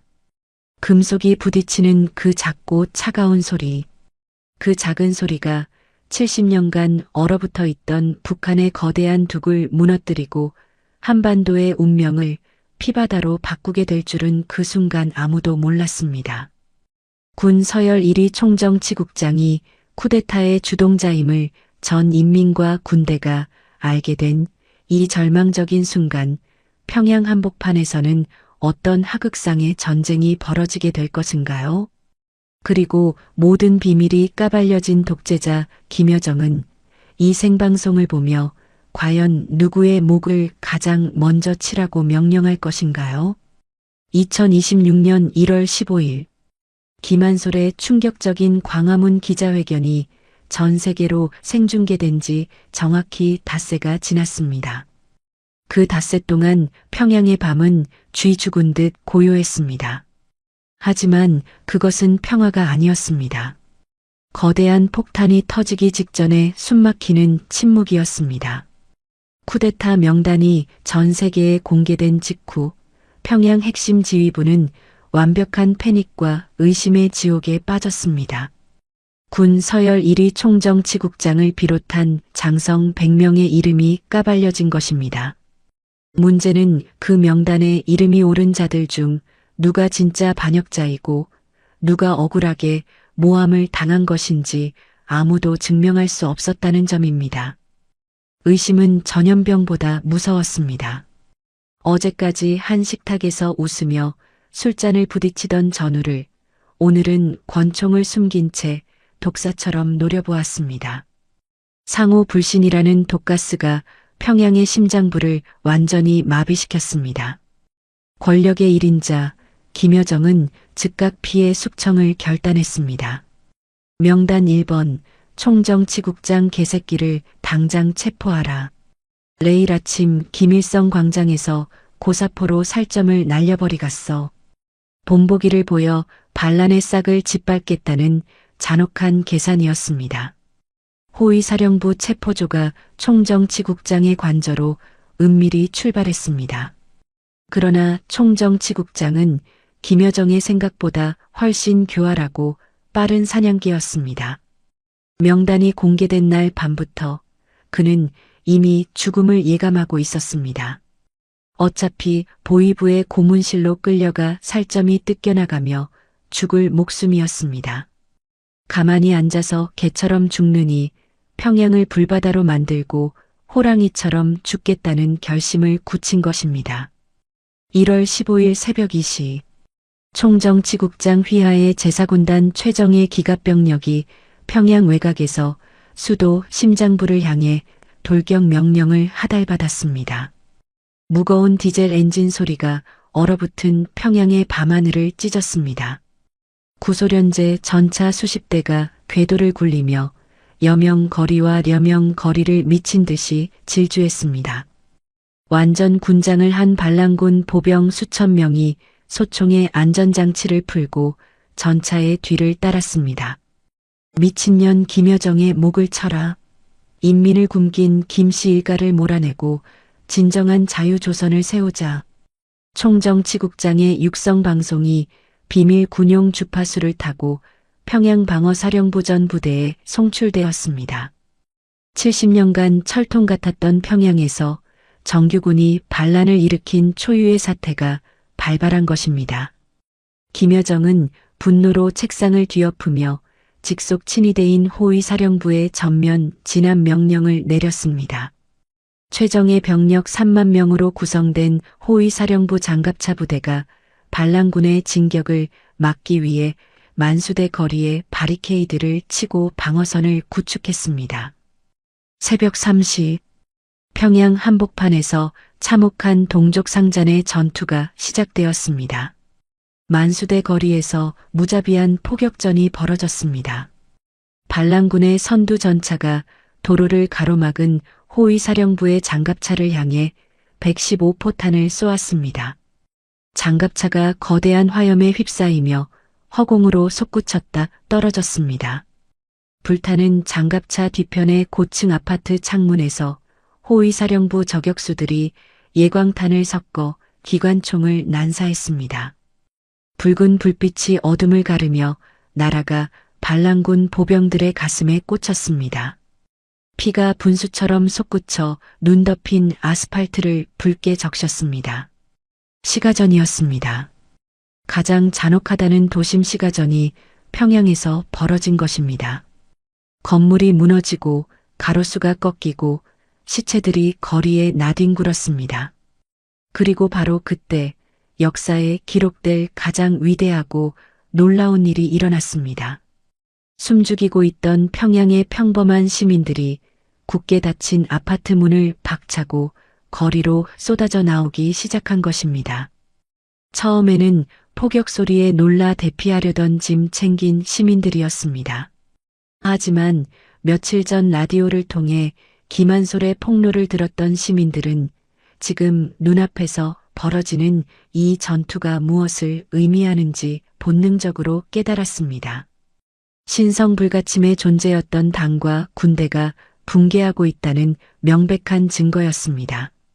70년간 뼛속까지 억눌려 살았던 인민의 분노가 화산처럼 폭발했습니다. 빈 소주병에 휘발유를 채우고 헝겊을 쑤셔 넣은 화염병이 허공을 날았습니다.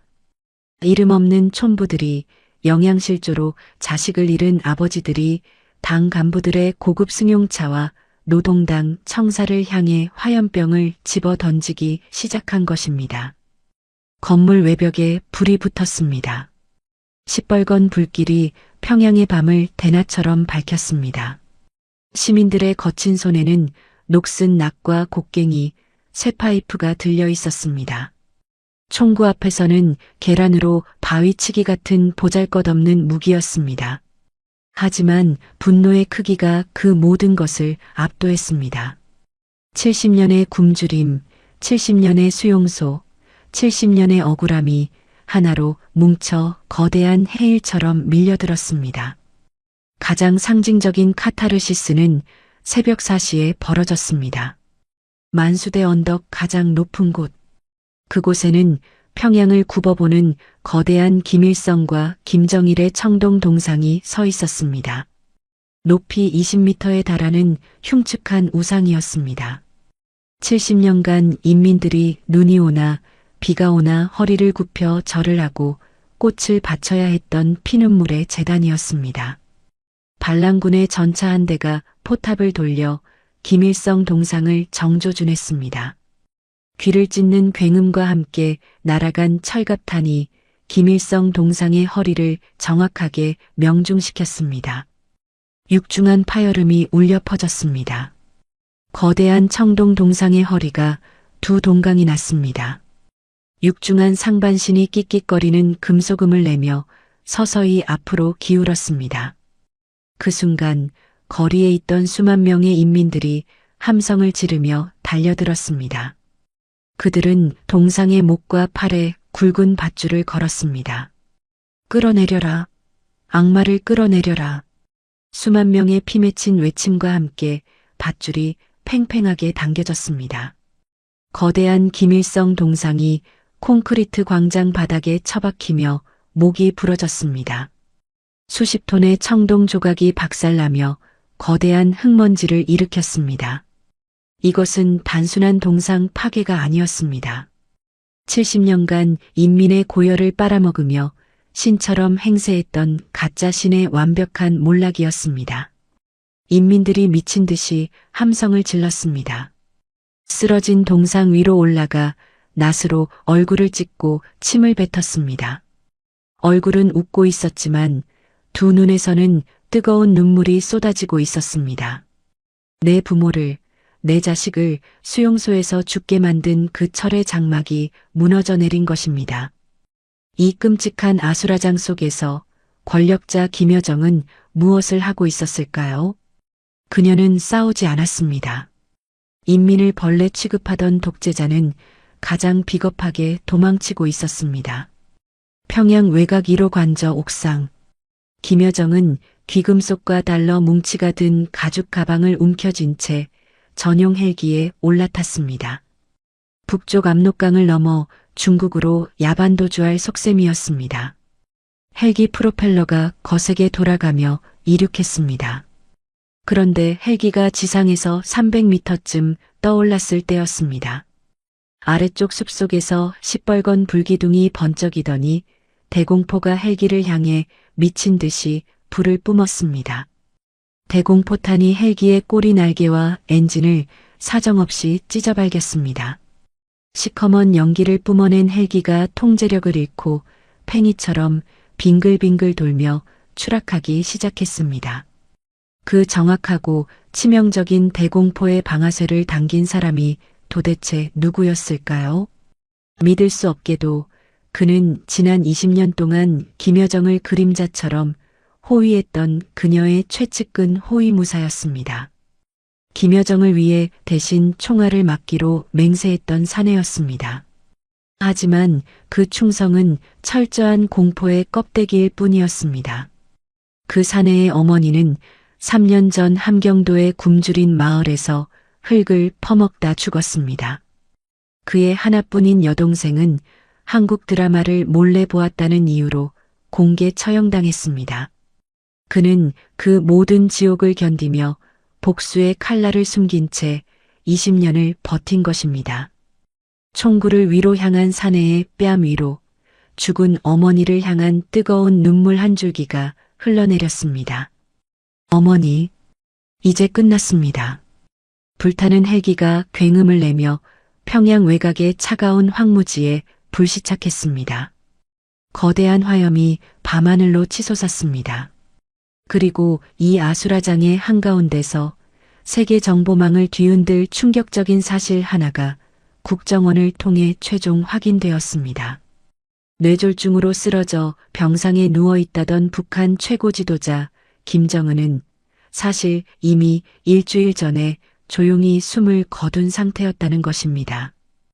김여정은 오빠의 시신을 냉동고에 숨긴 채 권력을 혼자 독식하기 위해 전 세계를 상대로 거대한 사기극을 벌여왔던 것입니다.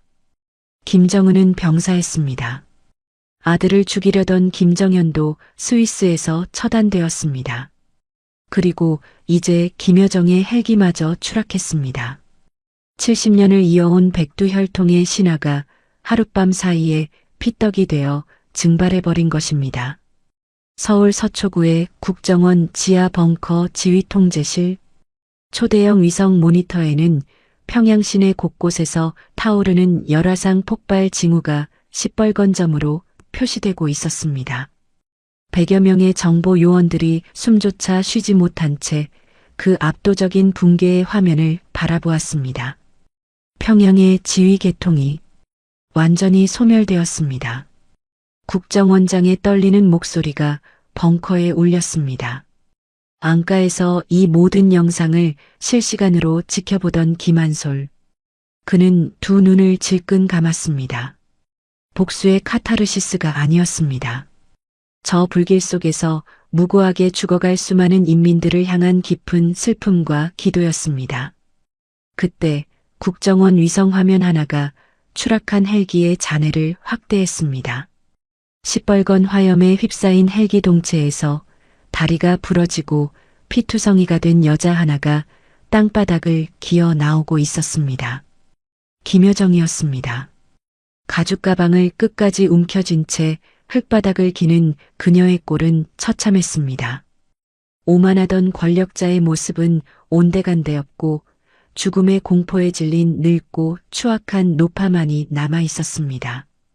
그리고 그 불타는 헬기 주변의 어둠 속에서 수천 개의 섬뜩한 불빛이 다가오고 있었습니다. 횃불이었습니다. 쇠스랑과 낫, 몽둥이를 들고 두 눈에 피눈물을 고인 채 다가오는 평양 시민들이었습니다. 수천 명의 군중이 불시착한 독재자를 에워싸며 좁혀 들어왔습니다. 거대한 원진이었습니다. 수천 명의 성난 군중 한가운데 갇힌 김여정. 인민을 벌레 취급했던 그녀는 과연 자신이 만든 생지옥 속에서 어떤 끔찍한 인민재판을 받게 될 것인가요?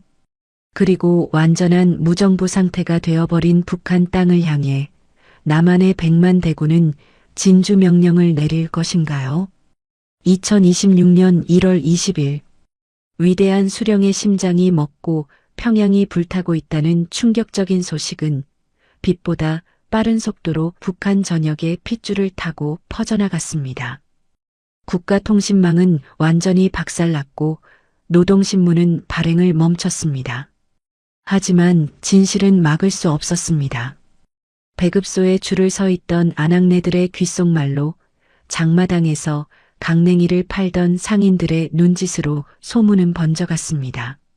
하루 만에 함경북도 끝자락 얼어붙은 회령에서도 양강도 첩첩산중 해산에서도 사람들은 같은 말을 속삭였습니다. 수령이 되졌대. 평양이 인민들 손에 넘어갔대. 70년간 단 한 번도 상상조차 불가능했던 말. 입 밖에 내는 순간 삼족이 멸문지화를 당하던 그 금기의 문장이 현실이 되었습니다. 보위부 요원들은 제복을 벗어 던지고 가장 먼저 산속으로 도망쳤습니다. 수용소의 악독한 간수들도 무기를 버리고 자취를 감췄습니다. 감시자가 사라진 땅, 두려움이 사라진 땅 위에서 인민들이 거대한 파도처럼 움직이기 시작했습니다. 그들의 발걸음은 두 방향으로 나뉘었습니다.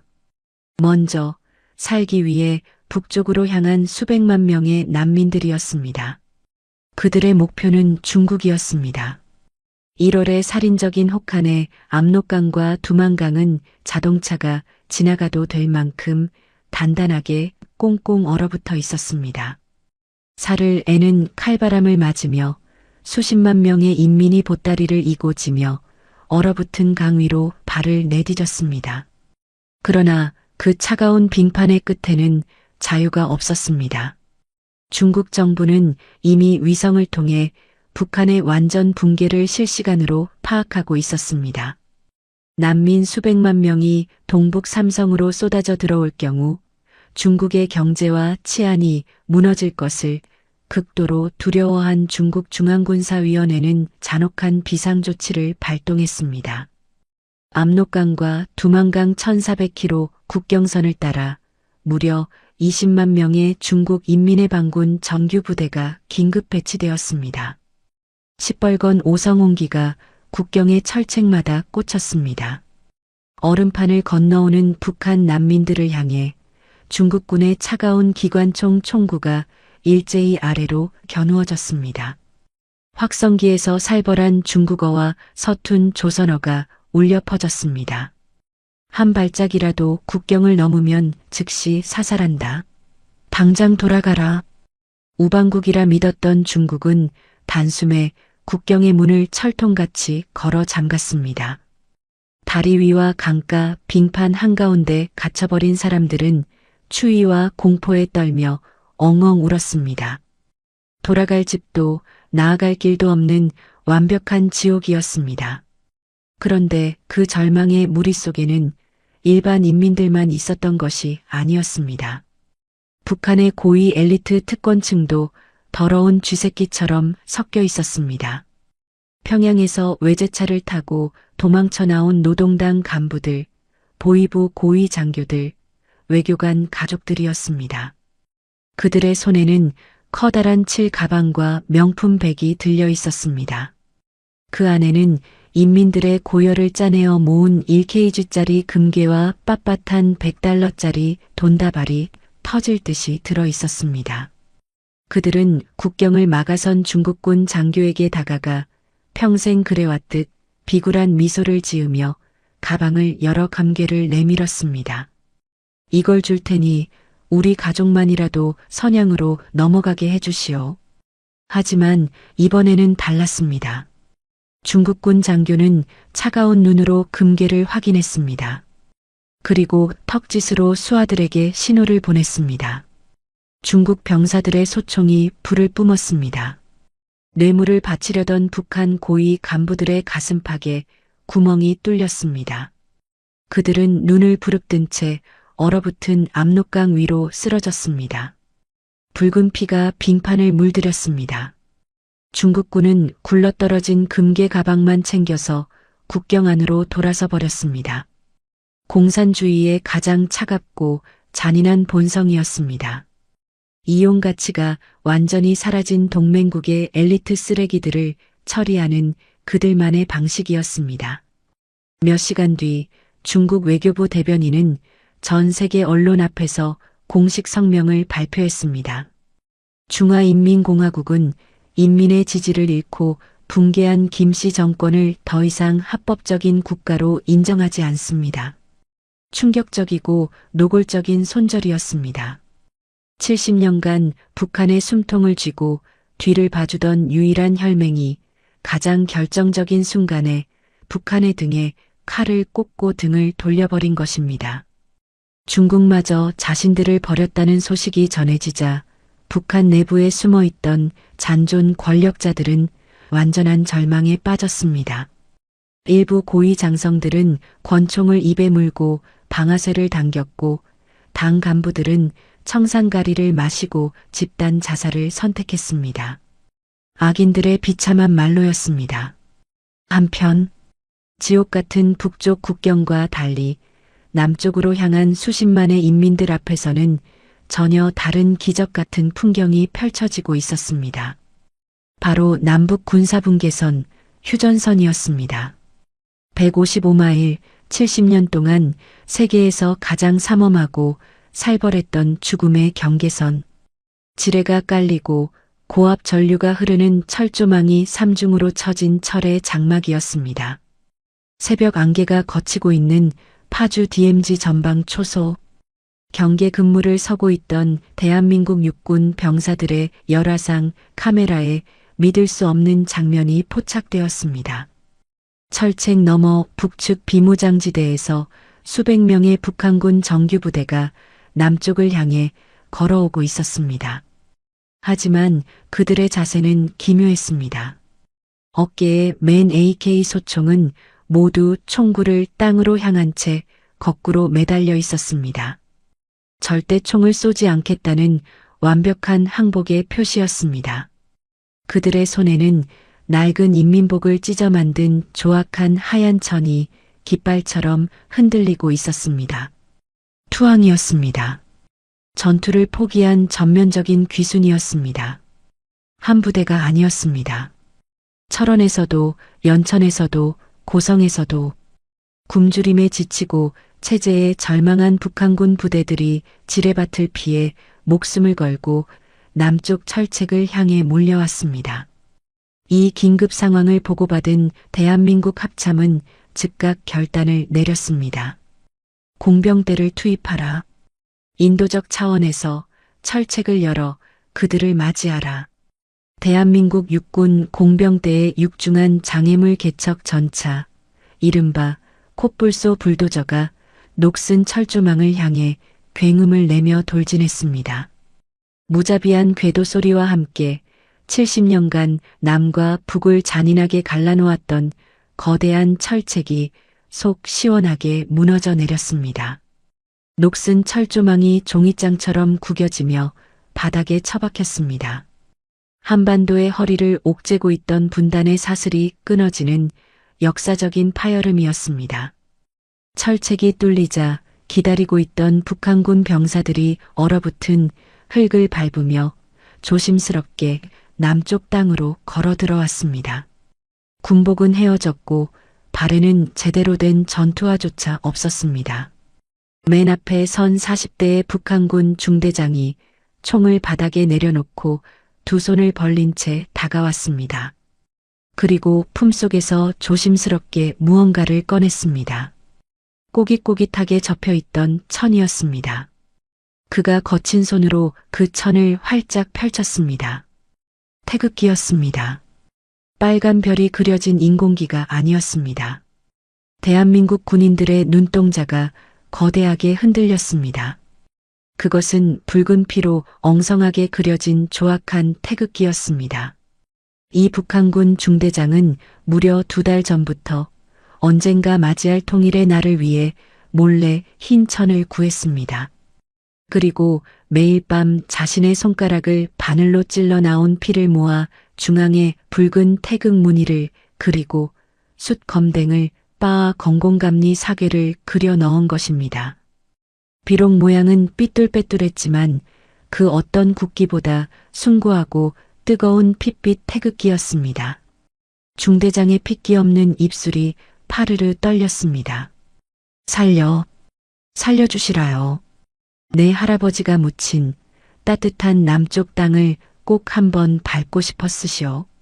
그 말을 듣는 순간 경계를 서고 있던 대한민국 국군 장교가 눈물을 왈칵 쏟으며 K 소총을 등 뒤로 돌렸습니다. 장교는 망설임 없이 앞으로 걸어나갔습니다. 그리고 얼어붙은 북한군 중대장의 마른 어깨를 꽉 끌어안았습니다. 뒤이어 한국군 병사들이 북한군 병사들에게 다가가 핫팩을 쥐어주고 자신들의 전투복 방한펄을 벗어 입혀주었습니다. 두 나라의 군인들이 철책이 무너진 땅 위에서 서로를 부둥켜 안았습니다. 여기저기서 짐승 같은 울음이 터져 나왔습니다. 이념이 무엇입니까? 사상이 무엇입니까? 같은 말을 쓰고 같은 피가 흐르는 민족의 군인들이 70년 만에 총을 버리고 뜨겁게 포옹한 것입니다. 금괴는 중국 국경에서 목숨을 사지 못했지만 붉은 피로 그린 태극기는 남쪽 국경에서 진정한 평화를 샀습니다. 이 기적 같은 장면은 생방송을 통해 대한민국 전역에 울려 퍼졌습니다. 서울의 거리마다 수백만 명의 시민들이 집 밖으로 쏟아져 나왔습니다. 특히 7080 어르신들의 물결은 거대했습니다. 평생을 통일만 염원하며 살아온 세대, 북에 두고 온 부모 형제의 얼굴을 가슴에 묻은 채 이산 가족 상봉 한번 해보지 못하고 백발이 되어버린 슬픈 세대였습니다. 지팡이를 짚은 할아버지들이 서랍 깊숙한 곳에서 꺼낸 대형 태극기를 미친 듯이 흔들었습니다. 허리가 굽은 할머니들이 아스팔트 바닥에 주저앉아 엉엉 소리내어 울며 만세를 불렀습니다. 서울 광화문 광장부터 서울역까지 끝을 알 수 없는 붉고 푸른 태극기의 물결이 출렁였습니다. 전 세계 주요 외신들은 정규 방송을 중단하고 긴급 속보를 타전했습니다. 긴급 속보 북한 정권 완전 붕괴. 장벽이 무너졌다. 피 흘리던 한반도의 땅 위에 70년 만에 진정한 의미의 자유와 평화의 봄이 싹트기 시작했습니다. 하지만 역사의 심판은 아직 하나 남아 있었습니다. 서울거리의 초대형 전광판에 피가 거꾸로 솟는 뉴스 속보 자막이 흘러갔습니다. 단독 불시착한 헬기에서 생포된 김여정, 분노한 평양 시민들에 의해 처형, 평양 외곽의 황무지에서 수천 명의 군중에게 포위되었던 김여정, 인민들은 그녀를 향해 단 한 발의 총알도 쓰지 않았습니다. 총알조차 아깝다며 70년의 원한이 담긴 농기구와 돌멩이로 그녀를 단죄했습니다. 수백만의 피를 빨아먹던 마녀는 그렇게 흔적조차 남기지 못한 채 지옥으로 떨어졌습니다. 이제 김씨 일가의 핏줄은 남한의 안전가옥에 머물고 있는 김한솔 단 한 명만이 남았습니다. 전 세계의 시선이 일제히 한 남자에게 집중되었습니다. 북한의 거대한 권력 공백. 서방 세계는 유일한 백두혈통인 그가 북한의 새로운 왕으로 등극할 것이라 기정사실화했습니다. 과연 김한솔은 이 엄청난 권력의 유혹 앞에서 어떤 선택을 내릴까요? 그의 마지막 위대한 결단이 대한민국의 역사를 향해 걸어오고 있었습니다. 2026년 1월 25일 한반도를 집어삼킬 뻔했던 피비린내 나는 폭풍이 지나갔습니다. 북한 전역이 마침내 대한민국 국군과 유엔 평화유지군의 완벽한 통제하에 들어갔습니다. 무장해제는 신속하게 이루어졌습니다. 살인적인 반란으로 시작된 혼란은 국군의 신속한 진주와 쌀가마니를 앞세운 구호 작전으로 거짓말처럼 안정을 찾아가고 있었습니다. 평양 김일성 광장에는 이제 인공기 대신 유엔의 푸른 깃발과 태극기가 나란히 펄럭였습니다. 도로마다 대한민국 군의 친절한 검문소가 설치되었습니다. 살상 무기가 수거된 자리에는 하얀 김이 모락모락 피어오르는 쌀밥 배급소가 세워졌습니다.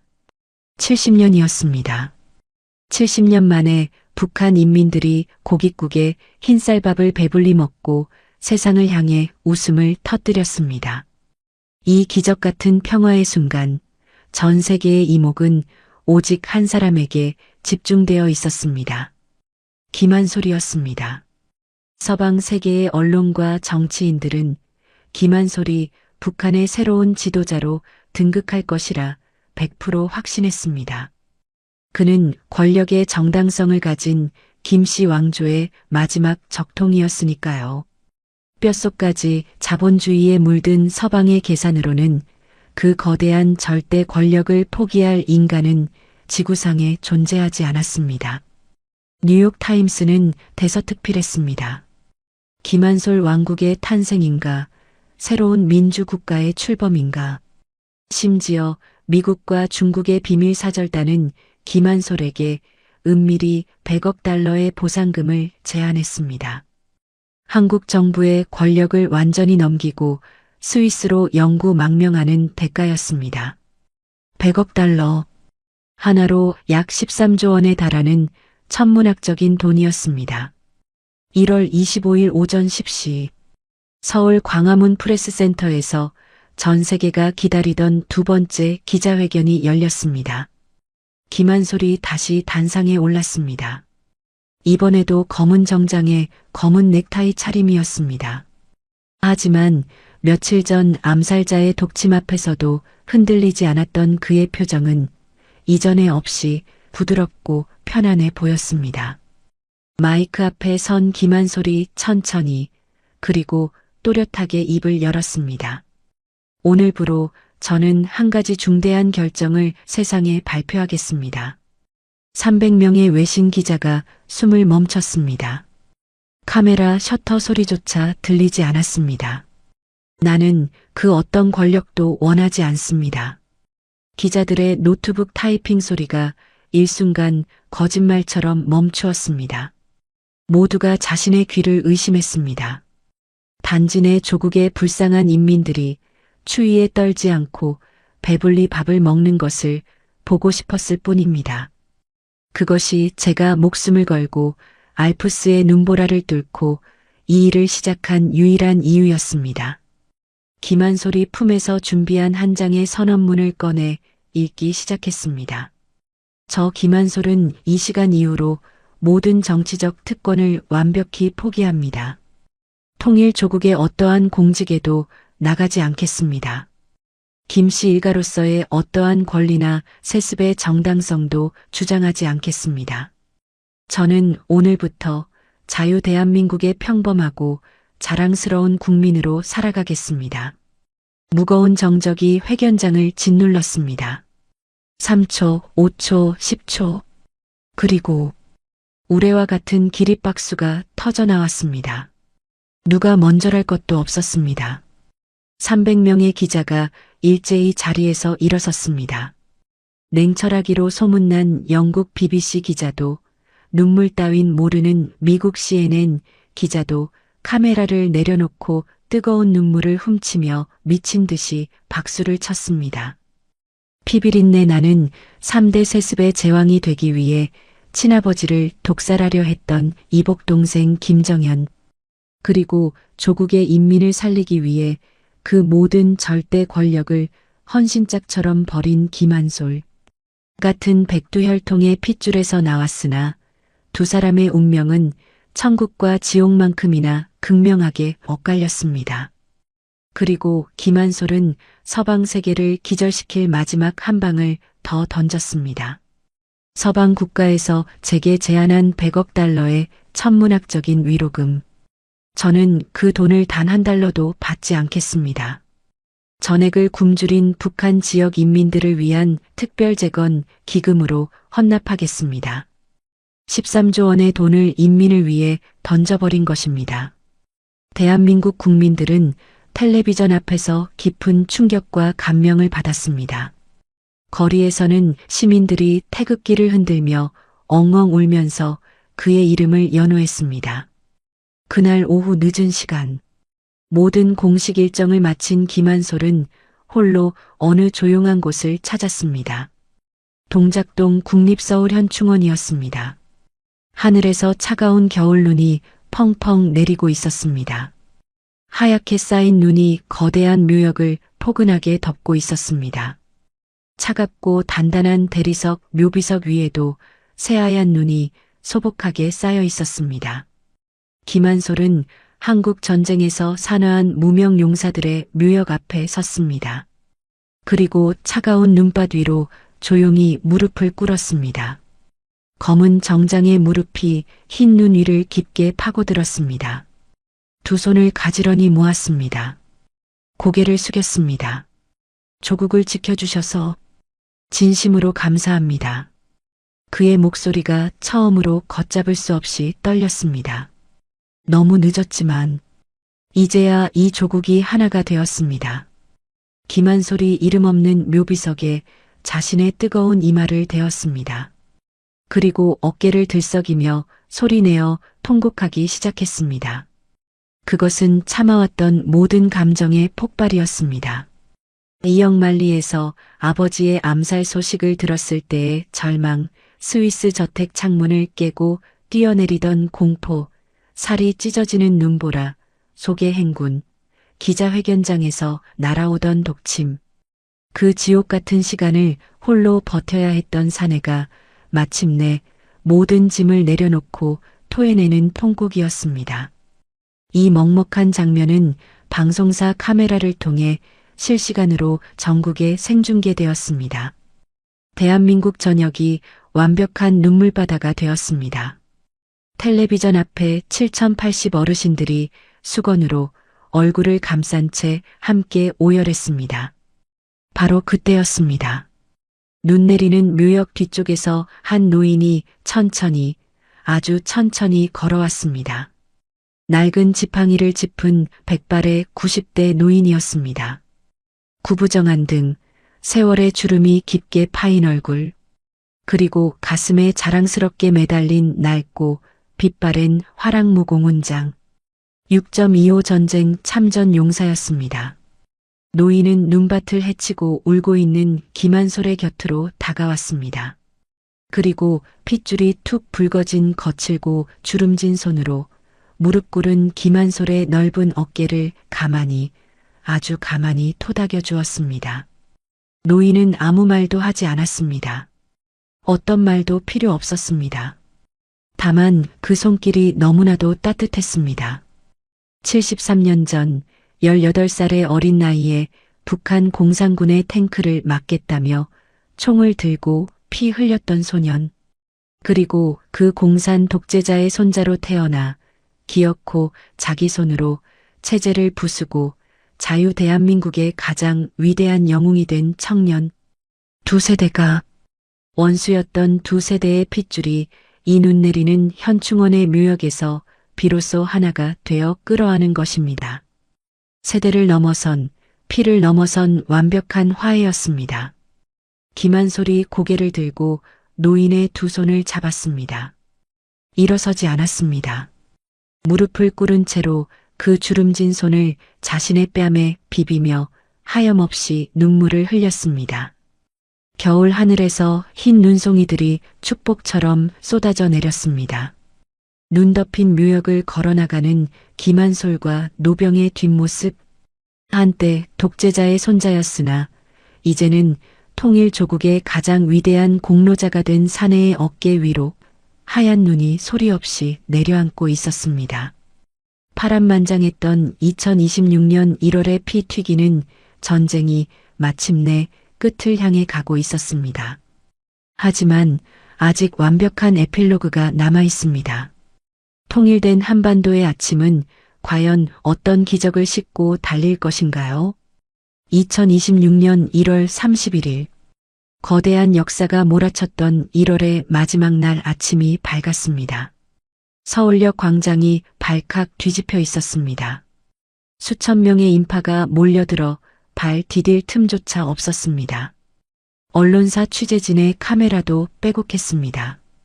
시민들의 눈시울은 이미 붉어져 있었고 손에는 어김없이 태극기가 들려 있었습니다. 서울역 대합실의 대형 전자 전광판. 그곳에 믿을 수 없는 세 글자의 행선지가 밝게 빛나고 있었습니다. 평양행. 그 세 글자가 떠 있었습니다. 꿈이었습니다. 무려 70년 동안 우리 민족이 피눈물을 흘리며 꾸었던 꿈이었습니다. 서울에서 출발하여 평양으로 가는 기차. 한국 전쟁 이후 단 한 번도 북으로 올라가지 못했던 끊어진 혈맥이 다시 이어지는 순간이었습니다. KTX 산천 특별 열차가 서울역 1번 플랫폼에서 거친 숨을 내쉬며 대기하고 있었습니다. 매끄러운 곡선의 흰색 동체가 아침 햇살을 받아 눈부시게 빛나고 있었습니다. 목적지는 개성을 거쳐 평양역을 지나 신의주까지 이어지는 역사적인 첫 통일 열차였습니다. 탑승객 중 창가 자리에 앉아있는 한 남자가 있었습니다. 검은 정장도 넥타이도 없었습니다. 남대문 시장에서 흔하게 살 수 있는 평범한 파란색 패딩 점퍼에 낡은 청바지를 입고 있었습니다. 김한솔이었습니다. 그는 더 이상 전 세계를 뒤흔드는 기자회견의 주인공이 아니었습니다. 세습을 포기한 그저 한반도의 평범한 30대 청년 김한솔이었습니다. 그의 입가에 처음으로 긴장감이 전혀 없는 맑고 편안한 미소가 번져 있었습니다. 오전 8시 정각. 열차가 출발했습니다. 길고 우렁찬 기적소리가 서울역의 지붕을 뚫고 하늘로 솟구쳤습니다. 플랫폼에 모인 수천 명의 시민들이 미친 듯이 환호하며 태극기를 흔들었습니다. 휠체어를 탄 할머니들이 아이처럼 엉엉 울었고 젊은이들이 서로 부둥켜 안고 뛰었습니다. 열차는 화려한 서울의 도심을 빠져나갔습니다. 문산을 지났고 임진강 철교를 건넜습니다. 그리고 마침내 군사분계선에 도달했습니다. 열차는 속도를 전혀 줄이지 않았습니다. 시속 300km. 한때 전 세계에서 가장 무겁고 살벌했던 지뢰박 경계선을 통일열차는 거침없는 시속 300km의 속도로 찢어밟기며 돌파했습니다. 그야말로 심장이 터질 듯한 카타르시스였습니다. 창밖 풍경이 바뀌기 시작했습니다. 남쪽의 번화한 도시와 달리 북쪽의 풍경은 아직 가난하고 황량했습니다. 지붕은 무너져 있었고 도로는 비포장이었습니다. 하지만 예전과 완벽하게 다른 것이 하나 있었습니다. 바로 사람들이었습니다.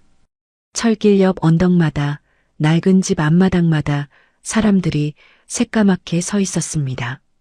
그들은 열차를 향해 미친 듯이 양손을 흔들고 있었습니다. 북한 동포들이었습니다. 모두의 얼굴이 환하게 빛나고 있었습니다.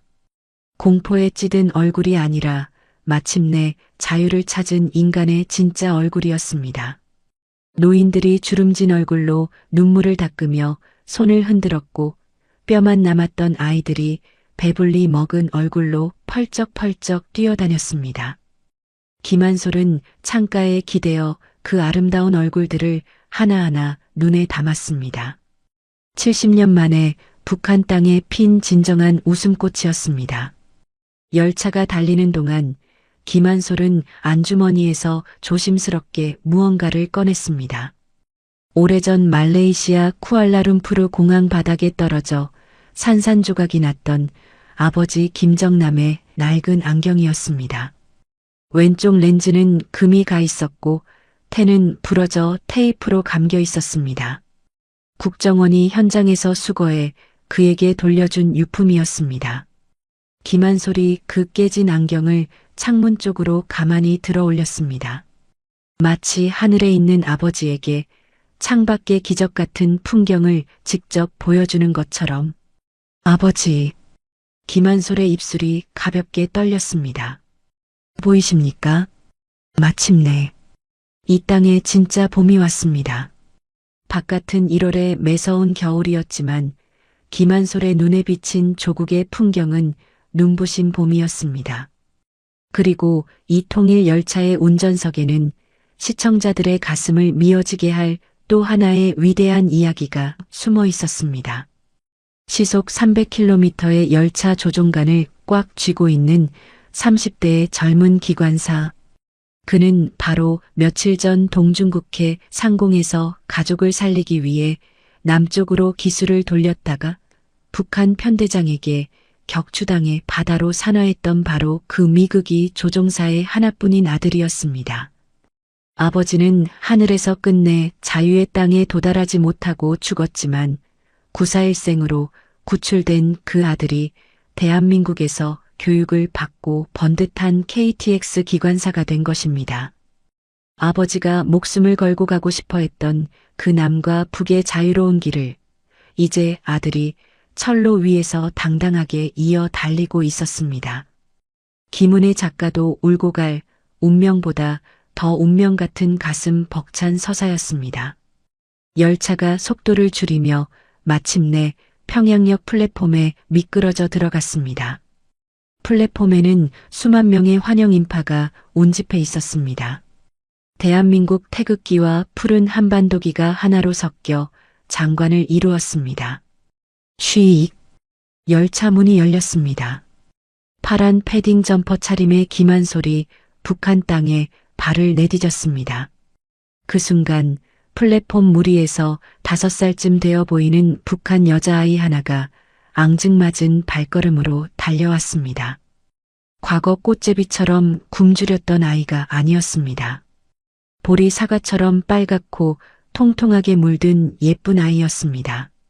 아이가 김한솔의 품에 와락 안기며 노란 해바라기 꽃 한 송이를 내밀었습니다. 김한솔이 한박웃음을 지으며 아이를 번쩍 안아 올렸습니다. 겨울 아침의 찬란한 햇살이 그들의 얼굴을 따뜻하게 비추고 있었습니다. 김한솔의 묵직한 마지막 나레이션이 화면 위로 조용히 깔렸습니다. 자유는 결코 거저 주어지는 것이 아닙니다. 웅장하고 가슴 벅찬 교향곡이 배경음으로 차올랐습니다. 누군가는 자유를 위해 피를 흘려야 했고 누군가는 사랑하는 가족을 잃어야 했습니다. 그리고 누군가는 찢어지는 눈보라 속을 홀로 걸어야 했습니다. 김한솔이 아이를 안은 채 환호하는 평양 시민들 속으로 천천히 걸어 들어갔습니다. 피로 지켜낸 위대한 조국, 대한민국, 영원하라. 독재자의 손자가 피를 깎아 자유의 투사가 된 이야기. 한 사내의 용기가 70년의 잔혹한 분단을 끝낸 2026년 1월의 대폭발은 이렇게 완벽한 해피엔딩으로 끝을 맺었습니다. 중국 베이징. 네온 사인이 기괴하게 깜빡이는 어둡고 습한 뒷골목이었습니다. 가로등 불빛이 닿지 않는 어둠 속에 정체불명의 그림자 하나가 우두커니 서 있었습니다. 그림자의 얼굴은 보이지 않았습니다. 오직 입에 문 담뱃불만이 독사처럼 붉게 타오르고 있었습니다. 북한 체제 붕괴 직전 수천억 원의 비자금을 빼돌려 중국으로 도망친 북한 보위부에 숨겨진 실세. 혹은 그들의 돈을 흡수한 중국의 거대 흑사회 조직망의 보스일지도 모릅니다. 그림자가 가죽 장갑을 낀 손으로 구형 폴더폰을 귀에 가져다 댔습니다. 그리고 기계음이 섞인 듯한 섬뜩한 목소리로 한마디를 내뱉었습니다. 김씨 일가의 쓰레기들은 정리되었다. 이제 통일 한국의 경제심장부에 우리만의 진짜 폭탄을 심는다. 작전을 시작해라. 툭! 전화가 끊어졌습니다. 그림자가 붉은 담뱃꽁초를 아스팔트 바닥에 툭 뱉고는 구둣발로 잔인하게 비벼 껐습니다. 불씨가 지지직거리며 완전히 소멸했습니다. 그림자는 베이징의 깊은 어둠 속으로 뱀처럼 스르륵 사라졌습니다.